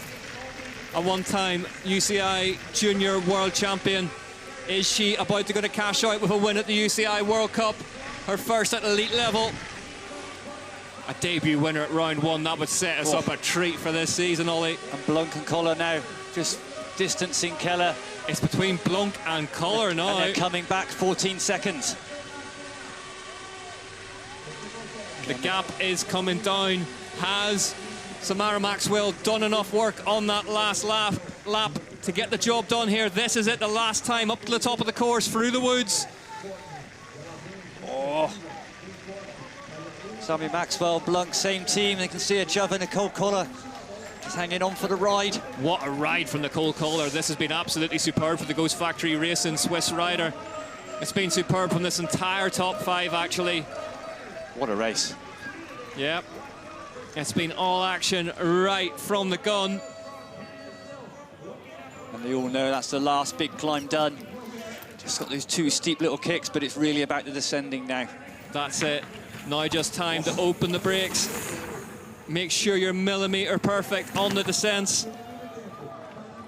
Be clever with the puncture risks. Oh, Kohler. Blanc, bit smoother through there. But before this weekend, no one would have thought Sammy Maxwell would be in this position. You wouldn't have put her in it, but here we are. We should have done. Maxwell looking absolutely superb here. The pick of the litter today in Araxá. That's a key ascent ticked off. That's the toughest one. And look at her standing up, attacking it as well. Attack the best form of defence here. They're coming. This is it. They might yet come together here. They might well all be back together very, very soon. There's Candice Lil in 5th place now, Lil. I think it's Nicole Kohler who's leading that group of 2. 9 seconds. There's another second gone. Blanc looking like she's struggling to live with the pace of Kohler. Keller homing in on Blanc, and then there's the South African Lil. 21 seconds covering the top 5. 9 seconds now, the gap to Kohler. Not done yet. I don't know about the rest of you at home. Ollie and I are literally on the edge of our seats in this commentary booth. This one is going to go right down to the wire. What a race to kick things off with at the start of the season. There's a visual on the gap now. Samara Maxwell is within touching distance of her debut elite level win. Nicole Kohler is within touching distance of her elite level win debut. Sevilla Blanc could win her first ever elite level UCI World Cup. This is big, so she's gone through the rocks. Unless Alessandra Keller can find 15 seconds, we are going to have a debut winner here in Araxá. 7 seconds. There's 2 more seconds have gone now. The Jaws music is on for Samara Maxwell. She needs to stay out of the clutches of Nicole Kohler here. We got these big doubles, and then that climb to the top. Gap jump for the last time, makes it across. Here's this punchy climb that has determined so much history here. Last climb now, big push to the top, but it's so steep. This is it. Samara Maxwell powers her way up it. So smooth. Candice Lil in 5th position, 25 seconds now back. Looks like she may be riding for a top 5 here, Lil. We need to get back to the front of this one to see where Nicole Kohler is. 10 seconds now. So Samara Maxwell has stuck some more time on the docket. That might be it. That might be it, you know. Samara Maxwell may be riding her way into the history books here.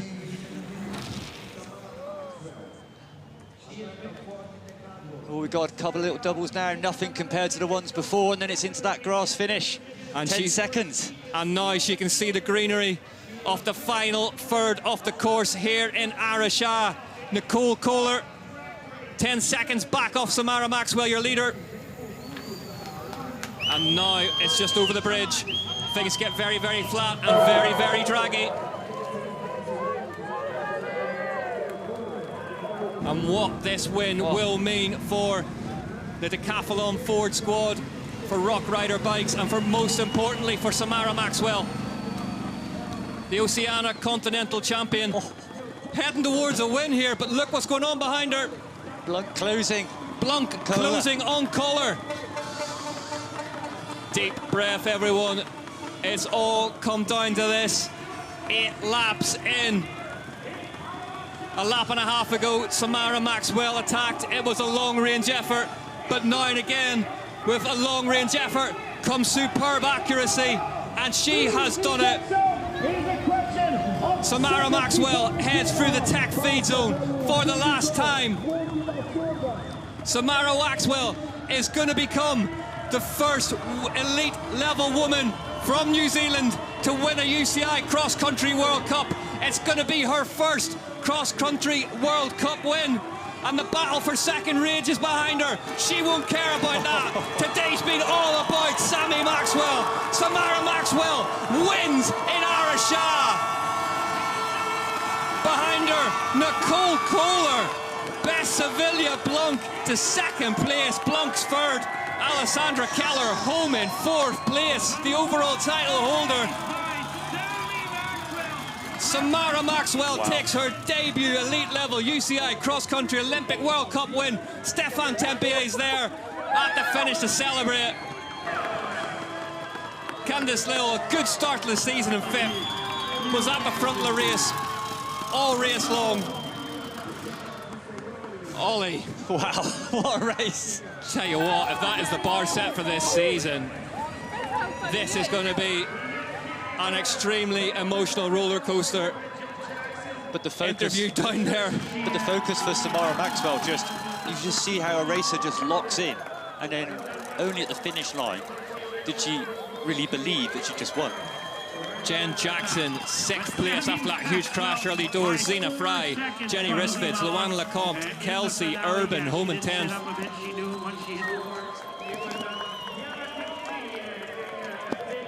Nina Graf, great race from her, 12th place. Do what you want, okay? Perfect. The French team with a Kiwi star. The celebrations here in Araxá will go long into the night for Samara Maxwell. There's Martina Berta home in 13th.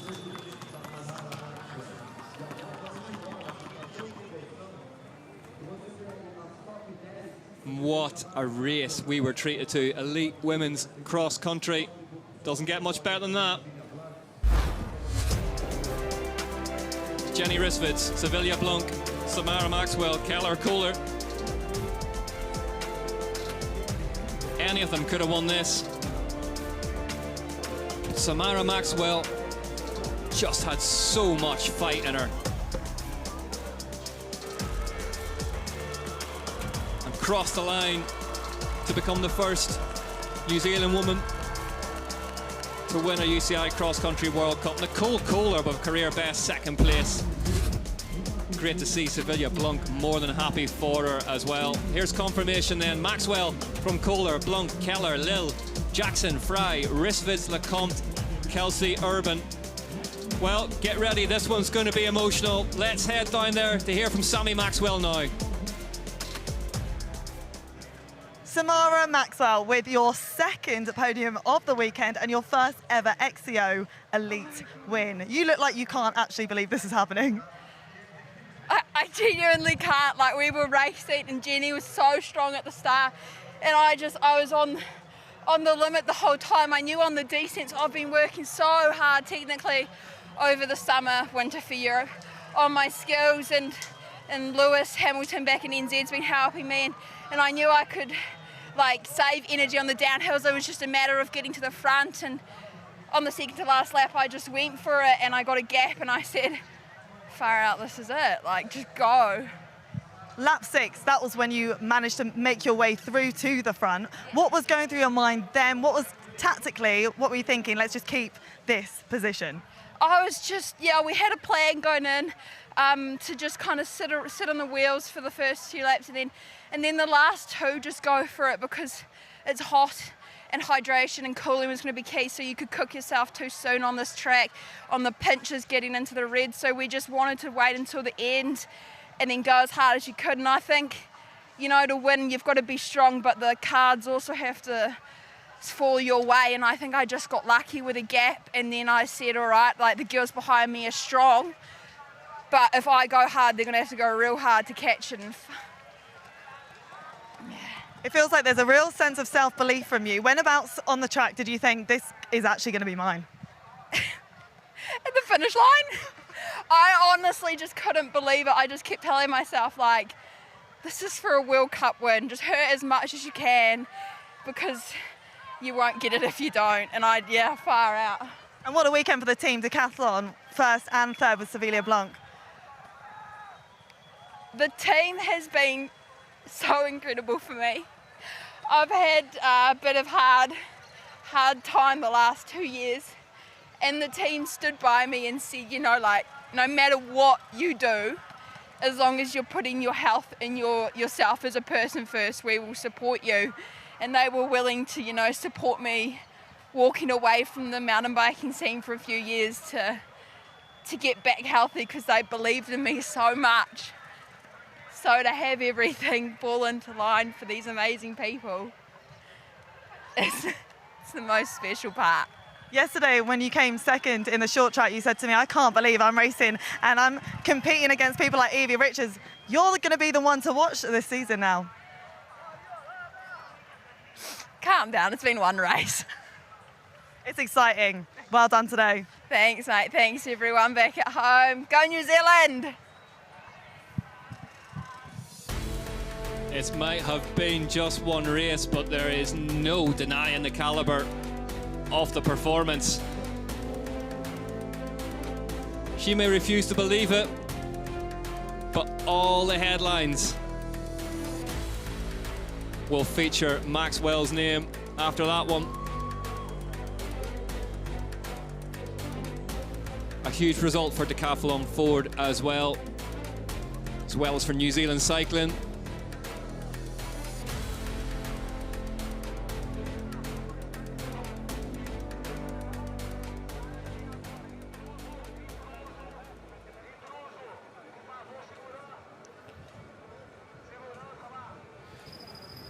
Jolanda Neff finished up in 24th then after a really strong start. Here is a lap comparison graphic. Samara Maxwell fastest on lap 2 and lap 7. Nicole Kohler dug deep to get her fastest lap out of everyone on lap 8. Richards 11th. Jolanda Neff, her fastest lap came on 6th. That's when we saw her leapfrog a load of spots. Fastest out of everyone from deep in the pack, so definite signs of recovery there from Neff. Let's hear from Nicole Kohler.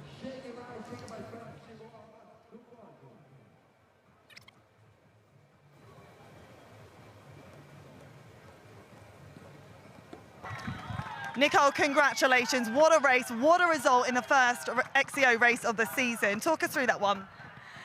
Yeah, I'm actually pretty surprised about myself.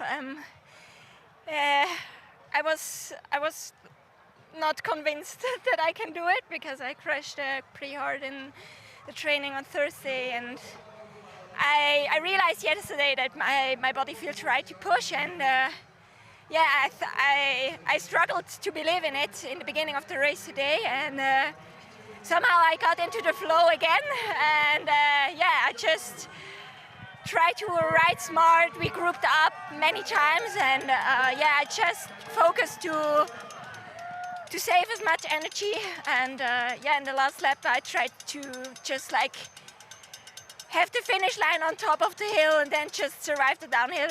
Sevilla got quite close again towards the end, and yeah, I managed it to end up second and sprinted out, so pretty awesome. Amazing result, well done. Thank you.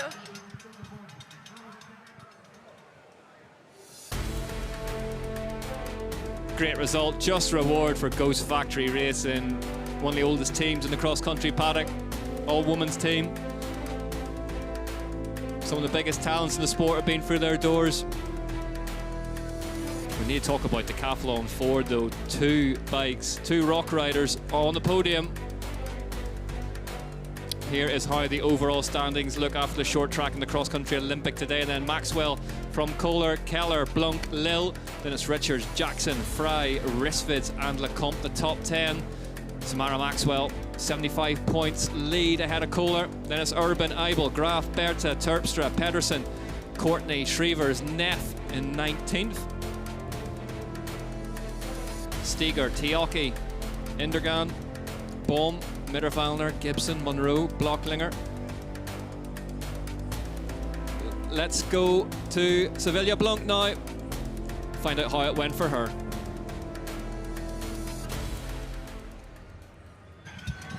Sevilla, congratulations. What a brilliant result here in Brazil. It felt like you paced that so well. Did it go to plan from your perspective? Yeah, I had a little bit of a tangle up in the start, but I was just trying to get myself to the front, and after the first lap, I made it back pretty quick. I was a little worried I went a little too deep, so I took a little bit to recover, but yeah, it was a crazy race. Like, it kept coming back together, and then I felt like I kind of had a second wind at the tops of the climb, and at one point I brought Jenny back. She had a little bit of a gap, and then it kept coming back together on the start finish, and then yeah, then Sammy went, and I didn't want to chase, so I kind of held back. But yeah, I'm so stoked. Yeah, just really happy to start my season like this, and then for my teammate to win. It was just, yeah, just a crazy race, crazy day, but I'm pretty happy. Being back out there on the World Cup circuit again, looking as good as you do, how excited are you for the rest of the season? Yeah, this makes me so excited. It's been such a different build into this season compared to last year. Last year, yeah, I came into Brazil with such good fitness, trying to qualify for Olympics, and then last year was just such an intense high and big lows. So this has been like much more calm, steady build into the season, and I have my goals set later in the year. So to finish here on the podium, like, yeah, I'm so happy. It definitely gives me confidence, and also confidence in my process this year. It's been super different than last year. I've been like a lot more calm and yeah, just relaxed, kind of trusting that I'll be where I need to be when I need to be there. And yeah, not stressing about everything being perfect, because racing isn't perfect, so the preparation can't be either. Amazing, great to talk to you, well done. Thanks.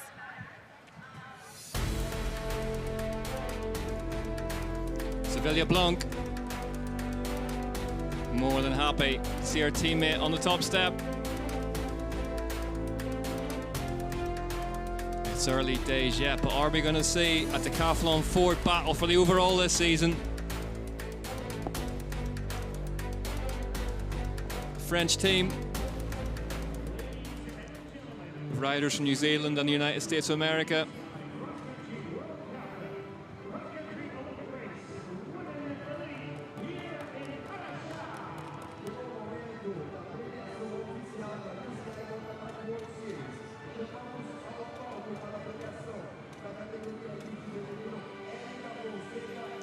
As we get ready for the elite women's podiums.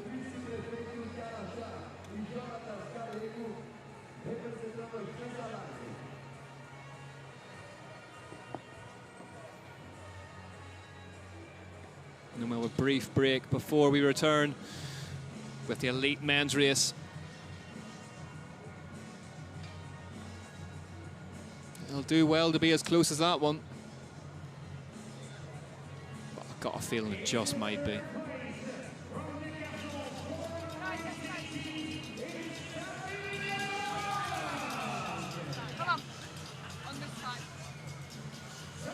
There he is, Michelin Man's here. Enjoying himself in the heat. Sevilla Blanc, third place today for decathlon Ford.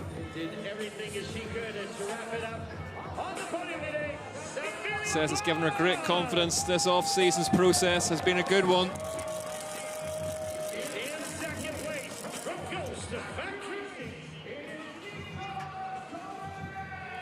Nicole Kohler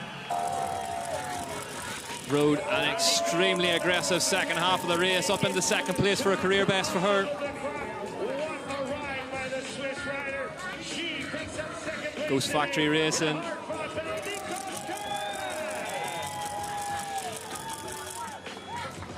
Kick things off nicely this season, but not as well as decathlon Ford have. Here we go.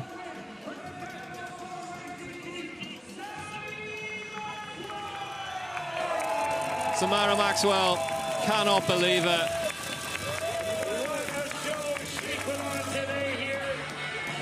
As she gets ready to climb onto her first UCI World Cup elite level top step,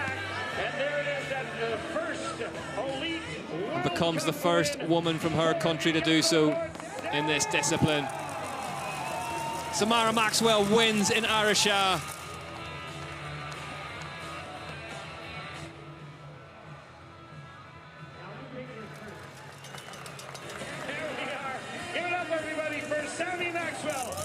Samara Maxwell, Nicole Kohler, and Sevilla Blanc, 1, 2, and 3. In Araxá. Enjoy. Let's celebrate. Can't get the glasses on quick enough.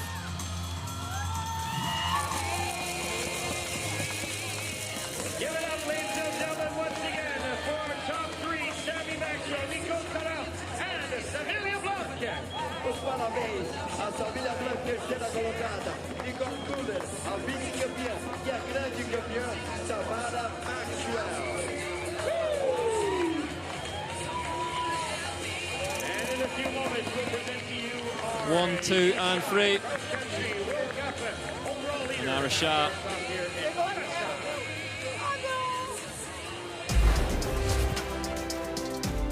You couldn't take your eyes off that one from start to finish.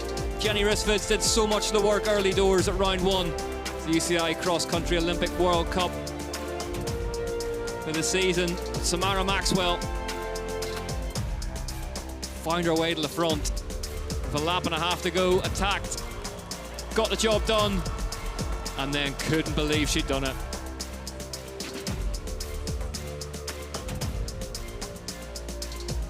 Superb scenes all around. We get ready to go elite men's racing. Next up here from Araxá, Maxwell took the win, ahead of Kohler, Blunt, Keller and Lil.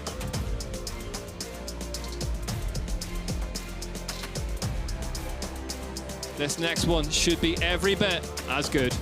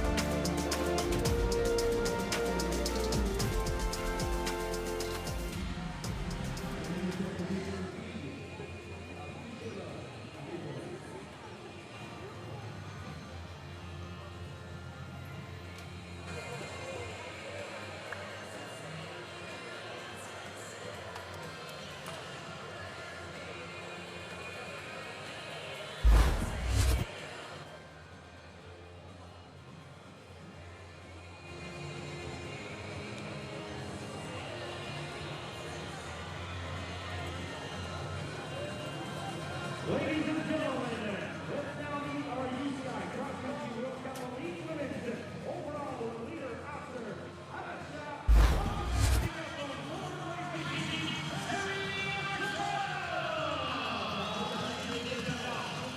Detenida, faz barulho aí! Yes, your leader, going into our next round next week. Once again here in Araxá, Sammy Maxwell.